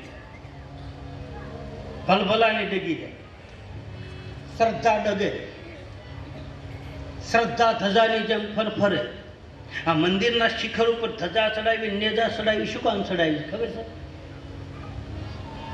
દૂર તમે અહીં આવવું હોય તો પહેલા શું દેખાય હે તમે આ મંદિરે આવતા હોય આપણે કે કોઈ પણ દ્વારકાધીશના મંદિરે જતા હોય કે ચોટીલાના ડુંગરે જતા હોય ગમે ને પહેલા માતાજીના મંદિરની શિખર ઉપર રહેલી ધજા દેખાય મૂર્તિ દેખાય શું દેખાય હે કહો તો ભાઈ ધજા દેખાય ને એ ધજા ઉપર શું કામ ચડાવે એની પાછળ કથા છે એ મને તમને બતાવે કે આ ધજાની જેમ તું આમ થતો અને ઘડેક આમ જાતો હતો અહીં ન આવતો અને જો આમ થતો આવી તો મંદિરમાં બેઠેલો ભગવાન હું તને દેખાઈશ ને હું તને પાણો જ લાગીશ તારી શ્રદ્ધા આમ ડગવી ન જોઈએ પછી એની હારો દંડ આપ્યો હોય પાછો પછી એને જવાબ આપ્યો કે ભાઈ તો આવવું હોય તો બોલે આ દંડ જેમ રહે સ્થિર થઈને આવે તો તને હું મંદિરમાં દેખાવ નહીં આમને ફર્યા કરી ઘડીક શ્રદ્ધા આવી જાય ઘડીક ખોડિયારીમાં ઉપર જાય ઘડીક મેરડીમાં ઉપર જાય ઘડીક મારી ઉપર જાય ઘડીક આ બાપુ ઉપર જાય ઘડીક અહીંયા જાય મારી તમારી શ્રદ્ધા ડગ્યા કરે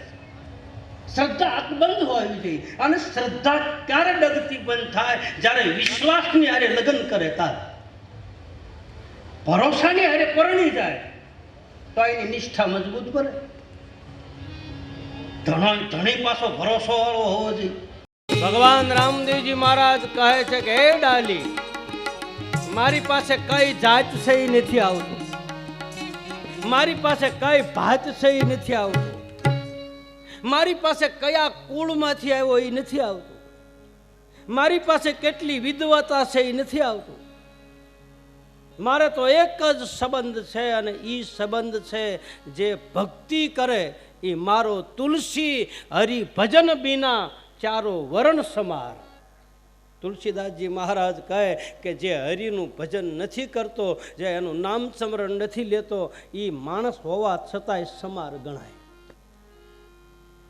તુલસી હરિ ભજન બીના ચારો વર્ણ સમાર ગંગા સતીએ કીધું કે ભક્તિ રે કરવી અને રાંક થઈને રહેવું પાનબાઈ અને કાઢવો વરણ વિકાર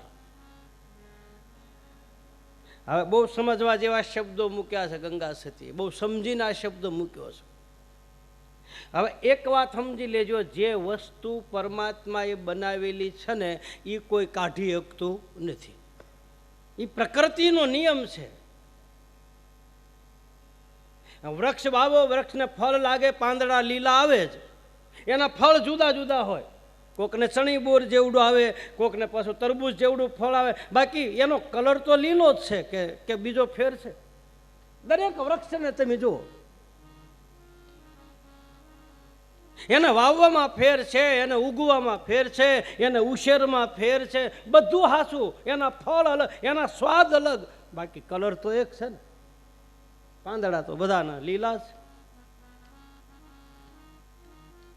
હવે આ વડલાની માથે કોઈ ધોળા પાંદડા કરી દે લ્યો થાય કોઈથી સૂનો લગાડે થાય કલર કરે થાય, પણ એ પછી કુસડા મારેલા કેટલાક દી રહે? તમે માતાજી બ્યુટી પાર્લરમાં જાઓ છો, મહિને મહિને કુસડા મારવા નથી જવું પડતું, એ કેટલાક દી રહે? એ કાંઈ કાયમ થોડું રહે? ઓલું રૂપ અને એ રૂપમાં ફેર નહીં. સાચું કહેજો, ખોટું ન લગાડતા. અત્યારે લગ્ન ગાળામાં તો વારો નથી આવતો, અગાઉ બુક કરાવવું પડે. હા, 60 વર્ષે ધોળા કરવા, એ આમ મારે કરવા, પણ ક્યાં કરવા?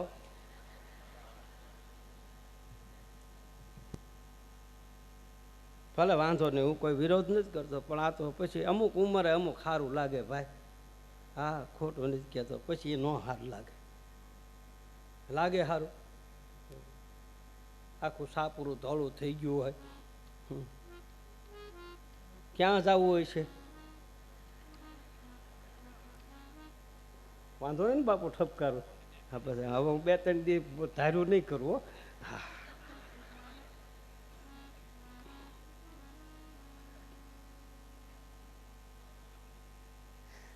એ ભાઈ આપણે પેલા ગામમાં જમવા બેસતા ને, જમવા જાન આવે એટલે હારેથી આવતા ને. પેલા આપણે ગામડામાં જાન આવે એટલે જમવાવાળા આવતા, પીરસવા આવે. ગામમાંથી 7-8 છોકરાઓ, ભાઈ એમ કે અમારા ઘરે દીકરીને લગ્ન છે, તમારે જાનને પીરસવા રહેવાનું છે. ઓલી ડોલું લઈ લાડવા મોહનથાળ ને બધું હેઠે બેસીને જમતા, ને પછી બધા પીરસતા. અને એમાં પછી બધા ખાઈ લે ને. બહુ બહુ ધ્યાન દેજો, બહુ સમજવા જેવી વાત છે ભાઈ. હા, મારી સામું જોઈને બેસજો. આડાવડું ધ્યાન ન કરતા, બાવા તો આવ્યા કરશે ને જ્યાં કરશે.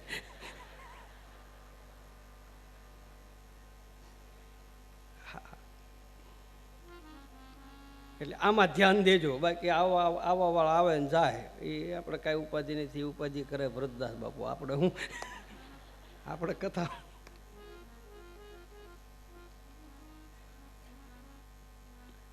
પછી પીરસવા આવે ને બધાને પેટ ભરીને જવાડે ને પછી કરધણી હોય ને, કરધણી તાંહડો લઈને ભાવ દેવા જાય કે ન જાતા પહેલાં આખી જાનને. પછી આમ મારા ગળાના હામ ને એક બટકો, અરે એમ ન થાય, તમે જાનમાં આવ્યા છો ને. અરે તો બાજુવાળો કંઈ વેવાય છે, લઈ લે, જરાક લેવું પડે, વેવાયનું માન રાખવું. બધાને મોહન થાળ ને ભાવ આપી દે, બરફી આપી દે.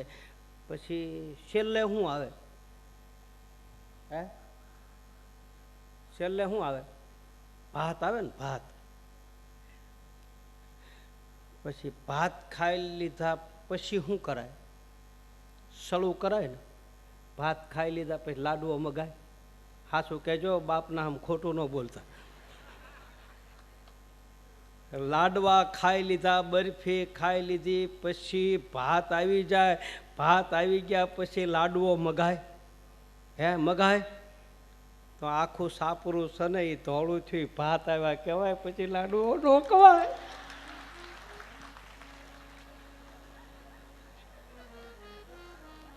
પછી ભાણામાં હાથ ધોવાય, પછી વળગી નો રેવાય. એ નો સારું લાગે કાળા કરો તોય. હવે ભાત આવી ગયા, હવે બાપ પ્રભુ ભજન કર. હવે તારા માથે આ ઢોલીડા ઢબુક્યા. હવે તને ભગવાને આમ દામ ઠામ આપ્યું, તારા દીકરા દીકરીઓ પરણી ગયા, તને પરમાત્માએ ખૂબ મોકો આપ્યો, તારું શરીર સારું છે તો બાપ સંસારના વિષયોમાંથી થોડુંક થોડુંક નીકળતો જા અને હરિભજન કર, રામ રામ કર, ગુરુએ આપેલો મંત્રનો જાપ કર, સદગુરુના ચરણમાં જા, જેટલું થાય એટલી સેવા કર. આ સાર્થક થાય મનુષ્ય દેહ. હું ક્યાં સુધી વળગ્યા રહેવું, એમનું છોટ્યું રહેવું. અને તમને એક વાત હજી હું કહી દઉં કે સમજીને શાંતિથી પ્રભુ ભજન કરો તો બહુ સારી વાત છે. બાકી અત્યારના છોકરા અને અત્યારની છોકરાની વહુ તમારા પગ દબાવશે નહીં, સીધા લઢિયા દબાવશે. ધ્યાન રાખજો. હા, મમ્મી મમ્મી મમ્મી કરતા આય પોખશે. એના કરતા જાગી જાઓ, કાંઈક કરો, ભજન કરો, સ્મરણ કરો, હરિનામ કીર્તન કરો, સત્કર્મ. આપણી અમુક ઉંમર થઈ ગયા પછી આપણને ન શોભે ભાઈ, એ સારું ન લાગે. દુનિયા દાંત કાઢે, આપણને કદાચ એમ લાગે કે આપણે હારા છે, બાકી નીકળે ને તાર કોક દાંત કાઢે. એ ઠોંગા નીકળ્યા હોય, અડધા ધોળા ને અડધા કાળા, આ શેઢાડીના પીસા જેવું. મહિને ને મહિને કુસડો સડક કરાવવા જવું પડે રંગ ચડાવવા માટે. મારા ભગવાને રંગ આપ્યો ને બાપ, એમાં કોઈના બાપની તાકાત નથી કોઈ રંગ ફેરવી શકે. આ તમે જુઓ, અમારા બાવા ક્યાંય કુસડામાં કેવા રૂપાળા છે. આ જો આ એક નહીં, દુનિયાના અમુક અમુક સંતો તમે જો, જીણારામ બાપુ શિહોર વાળો છે, કેવો રૂપાળો. ઈસુ બાપુ બાવળિયાળી વાળો, શરીર છૂટી ગયું, કેવો રૂપાળો. આમ તમે જુઓ તો એના એના એના તાલકા તેજ કરતા હોય. એમ ક્યાંય જતા નથી પીસડા હરખા કરાવવા, કારણ કે અમારા સદગુરુએ જ એક રૂપે પીસડો મારી દીધો, એ મારી દીધો પછી એમાં રંગ ચડે નહીં. ઢાળા ઢળી ગયા, એ ઢળી ગયા. એ રંગ મને રામ નામનો લાગ્યો, એ રંગ મને રામ નામનો લાગ્યો રે. એ રંગ મને રામ નામનો લાગ્યો રે. રંગ મને રામ નામનો લાગ્યો રે. ઘટમાં જીવલડો જાગ્યો રે. રંગ મને રામ નામનો લાગ્યો રે. ઘટમાં જીવલડો જાગ્યો રે. રંગ મને રામ નામનો લાગ્યો રે. એ રંગ મને રામ નામનો લાગ્યો રે. એ રંગ મને રામ નામનો લાગ્યો રે રંગ મને રામ નામનો લાગ્યો રે. રંગ મને રામ નામનો લાગ્યો રે. ઘટમાં જીવલડો જાગ્યો રે. રંગ મને રામ નામનો લાગ્યો. ઘટમાં જીવલડો જાગ્યો રે. રંગ મને રામ નામનો લાગ્યો રે. રંગ મને રામ નામનો લાગ્યો રે. રંગ મને રામ નામનો લાગ્યો રે. હરિના નામનો જેને રંગ લાગી ગયો, છટકું ચડી ગયું, વાત પૂરી. લાલ રંગ લાગ્યો, એ ગુલાબી રંગ લાગ્યો, એ રામા તારા નામનો પાકો રંગ લાગ્યો. હો રામ રંગ લાગ્યો, ગુલાબી રંગ લાગ્યો. હે રામા તારા નામનો પાકો રંગ લાગ્યો. ઓ લાલ રંગ લાગ્યો, ગુલાબી રંગ લાગ્યો, એ રામા તારા નામનો પાકો રંગ લાગ્યો. લાલ રંગ લાગ્યો, ગુલાબી રંગ લાગ્યો. રામા તારા નામનો પાકો રંગ લાગ્યો. એ રામા તારા નામનો પાકો રંગ લાગ્યો. હે રામા તારા નામનો પાકો રંગ લાગ્યો. એ ગુરુ તારા નામનો પાકો રંગ લાગ્યો. હે ગુરુ તારા નામનો પાકો રંગ લાગ્યો. એ ગુરુ તારા નામનો પાકો રંગ લાગ્યો. હે ગુરુ તારા નામનો પાકો રંગ લાગ્યો. લાલ રંગ લાગ્યો, ગુલાબી રંગ લાગ્યો, એ રામા તારા નામનો પાકો રંગ લાગ્યો. લાલ રંગ લાગ્યો, ગુલાબી રંગ લાગ્યો. રામા તારા નામનો પાકો રંગ લાગ્યો. ઓ રામા તારા નામનો પાકો રંગ. હે રામા તારા નામનો પાકો રંગ લાગ્યો. જાતિ પાતિ કુલ ધર્મ બડાઈ જ્ઞાન કદાચ મારીને તમારી પાસે ગમે એટલી સંપત્તિ હોય, પણ પરમાત્મા તો મને ને તમને ત્યારે જ અપનાવે જ્યારે ભક્તિ એની કરીએ, ત્યારે એના તરફ પ્રેમ લાગણી પેદા થાય. બાબા રામદેવજી મારા ડાલીબાઈને 9 પ્રકારની ભક્તિ બતાવે છે. રામચરિત માનસની કથામાં, શ્રીમદ ભાગવતમાં, શિવપુરાણમાં બધે 9 ભક્તિ બતાવે છે. એમાં પહેલી ભક્તિ છે કોઈ સજ્જન પુરુષનો સંગ કરવો, ખાનદાન માણસનો સંગ કરવો, વિચાર જેના હારા હોય, જેની વાણી અને વર્તનમાં રામ હોય, એવા વ્યક્તિની હારે બેહવું, પછી કપડાં ભલે કાળા પહેર્યા હોય તોય ભલે, અને ધોળા પહેર્યા હોય તોય ભલે, લાલ પહેર્યા હોય તોય ભલે, ભગવા પહેર્યા હોય તોય ભલે, જેના વિચાર સારા હોય, જે સજ્જન પુરુષ છે, જે સત્યને જાણે છે, જે સત્યને જાણી અને અનુભવમાં મૂક્યું છે, આવા સત્સંગી પુરુષ હોય એવા વ્યક્તિની હારે બેસવું એને પહેલા પ્રકારની ભક્તિ કહે છે. સત્સંગ જેને કહે છે, સત્યનો સંગ. સત્સંગ કોને કહેવો? જેને સત્યને જાણ્યું એના સંગમાં એ બેહે છે, એના સંગમાં બેહવું એનું નામ સત્સંગ. એ જાણેલું મનન તમને બતાવે, અનુભવ કરાવે. સ્વામિનારાયણ સંપ્રદાયની વાલ્પા મુક્તાનંદ સ્વામી થયા એ લખે છે, ચાલો ને જાય સત્સંગમાં, સત્સંગ મોટું ધામ છે, સત્સંગમાંથી રજા સૌને જય શ્રી કૃષ્ણ છે. ચાલો ને જાય સત્સંગમાં, સત્સંગ મોટું ધામ છે, સત્સંગમાંથી રજા લઈ સૌને જય શ્રી કૃષ્ણ છે. સત્સંગ એક ધામ છે. સાધુ સંત મહાપુરુષ ના સંગમાં રહેવું તો જો જગ જંગમ તીર્થ રાજુ. સદગુરુ સંત કે મહાપુરુષ કે સજ્જન પુરુષના સંગમાં બેસવાથી ત્યાં તીર્થ ઊભું થાય છે. એ સત્સંગમાં નાવાથી મારા તમારા ભીતરના મનના જે મેલ છે એ મેલ ધોવાય છે.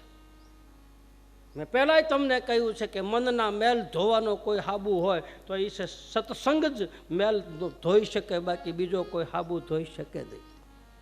સત્સંગથી ધોવાય મન.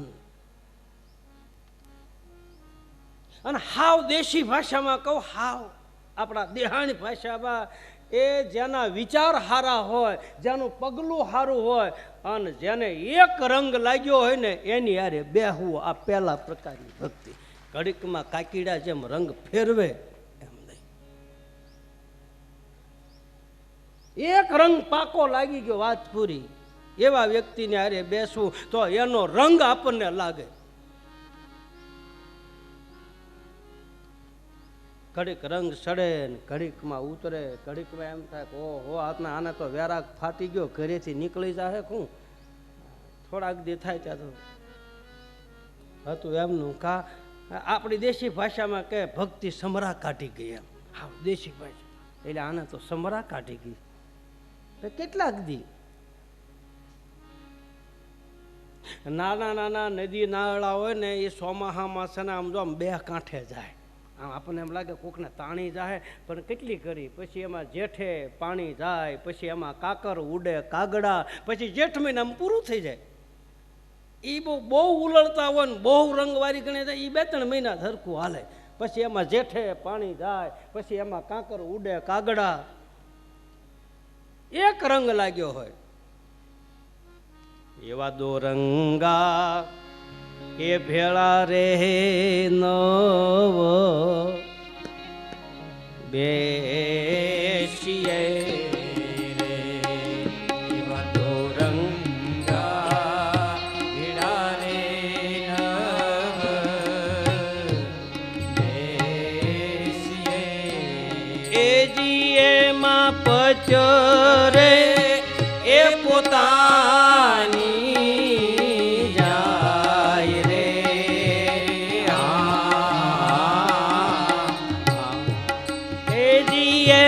પચરે એ પોતાની જાય રે. રંગા ભેળા રે નવ બેસીએ રે એવા દો રંગા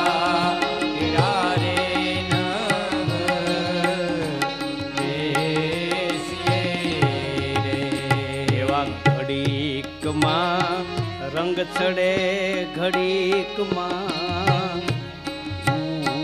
ઉતરે રે એવા ઘડીકમાં રંગ ચડે ઘડીકમાં ઉતરે રે એવા ઘડીકમાં રંગ ચડે ઘડીકમાં ઉતરે રે એવા ઘડીકમાં રંગ ચડે ઘડીકમાં ઉતરે ઘડીકમાં વેરાગી બની જાય ઘડીકમાં વૈરાગી બની જાય ઘડીકમાં વેરાગી બની જાય રે ઘડીકમાં વૈરાગી બની જાય રે મધુરંગા ભેળા રે નવ બેસીએ રે પાય દોરંગા રે નવ બેસીએ પાકો રંગ મેં હમણાં જ કીધું પાકો રંગ લાગી ગયો હોય એની હારે બેહવું એ રંગા જાને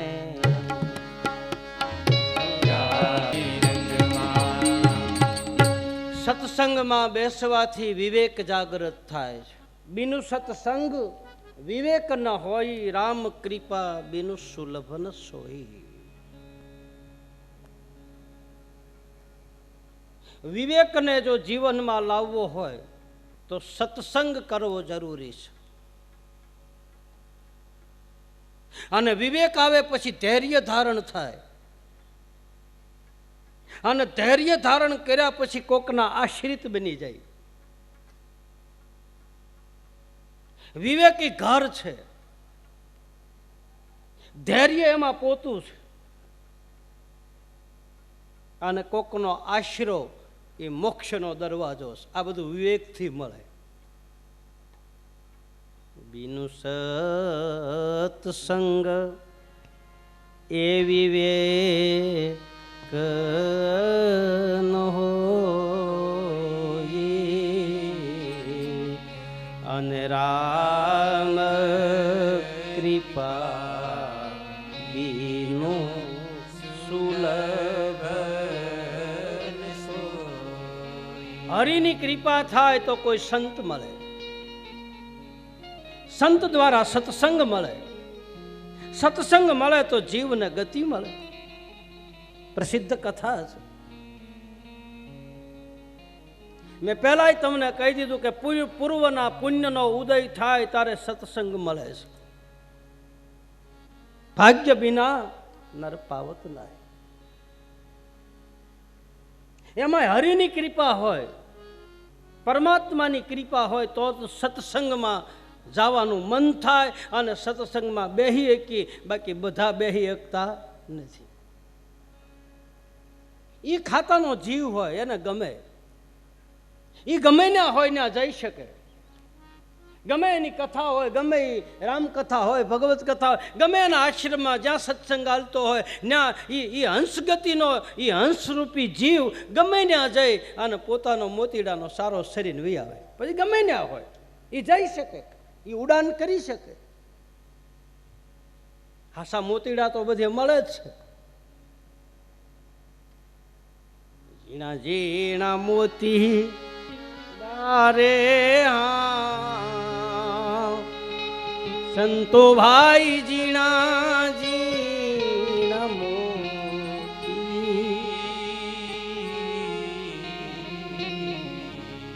જોત રે જોતા માય મને એ મળી રે સાસા સાગર નામો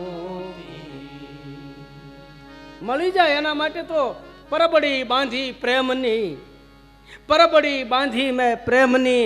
એમાં કયેક પંખીડા આવશે અને કોઈ દિવસ હંસલો આવી જાય અને મારી પરબડીને પવિત્ર કરી જાય. એક સંત લખે, મેં મારા આંગણે પરબ બાંધ્યું, એમાં અનેક પશુ પંખી આવે, એમાં ક્યારેક એવો જીવ આવી જાય અને એમાં ચાંચ બોલી જાહે તો એ મારું પરબડું અમર બની જાય, પવિત્ર બની જાય. સત્યનો સંગ કરે, સત્યને જાણ્યું હોય એના સંગમાં બેહે અને સત્સંગ કહે છે. પહેલી ભક્તિ છે સજ્જન પુરુષનો સંગ, જેના મનની માલપા ખોટા વિચાર ન હોય. સજ્જન પુરુષ, ખાનદાન પુરુષ. હવે ખબર કેમ પડે કે આ સંત છે કે નહીં? હે ભાઈ, કઈ માળાઓ પહેરવાથી, કપડા ભગવા પહેરવાથી, લાલ કે પીળા કે સફેદ કે કાળા, કેમ ખબર પડે? આની માલપા સંતના લક્ષણો છે કે નહીં કેમ ખબર પડે? બહુ સમજવા જેવી કથા છે. એનું પહેલું પ્રમાણ, સરલ સ્વભાવન મન કુટિલા, સરલ સ્વભાવન મન કુટિલા, યથા લાભ સંતોષ,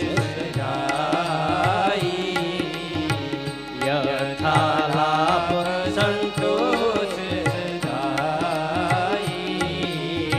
સરલ સ્વભાવન મન કુટિલા, સરલ સ્વભાવન મન કુટિલા, યથા લાભ સંતોષ, યથા લાભ સંતોષ. જેનો સ્વભાવ સરળ છે, મનમાં કુટિલતા નથી, મનમાં રાગ દ્વેષ નથી, ઈર્ષ્યા નથી. બીજું, जिनके कपट दंभ नहीं माया. આ સંતોના લક્ષણો, આ સિદ્ધ પુરુષોના લક્ષણો, આ ભક્ત કોટીના આત્માઓના લક્ષણો છે.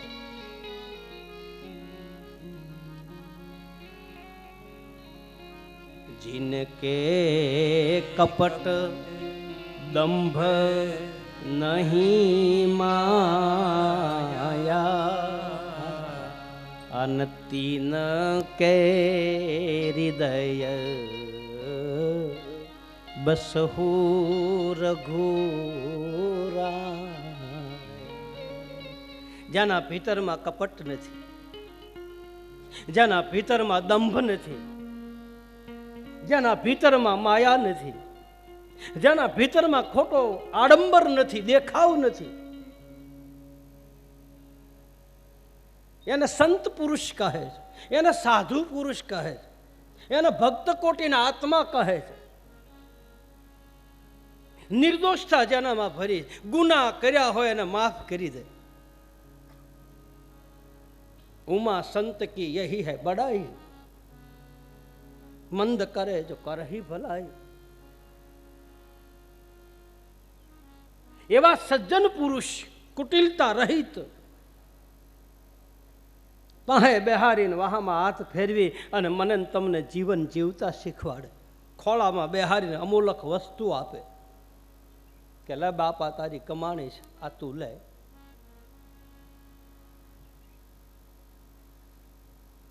અને એવા પુરુષના બેહવાથી, એની સાનિધ્યમાં બેહવાથી અનુભવ કરજો, તમારો માયલો ઠેકડા મારતો બંધ થઈ જાય. એવા પુરુષને ભાળો અને એના સાનિધ્યમાં બેહો અને માલપાથી મન કૂદકા મારતું બંધ થઈ જાય. સમજી લેજો કે આમાં સંતના લક્ષણો છે. કહેવું ન પડે, તમને પોતાના માલપા ખબર પડી જવી જોઈએ. આપણું મન શાંત થઈ જાય. જેને દીઠે મુજા નેણા ઠરે, માયલો ઠેકડા મારતું બંધ થઈ જાય, એને સત્સંગ કહે છે. અને એ સત્સંગથી જ જીવ જાગે. એક નિયમ છે આ સત્સંગનો, હરોજ સત્સંગમાં જવું.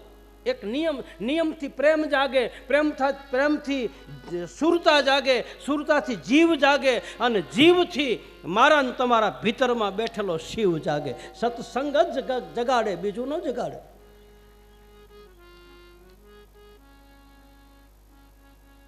નેમ જગાવે પ્રેમ કો, નેમ જગાવે પ્રેમ કો, અન પ્રેમ જગાવે સુરતા,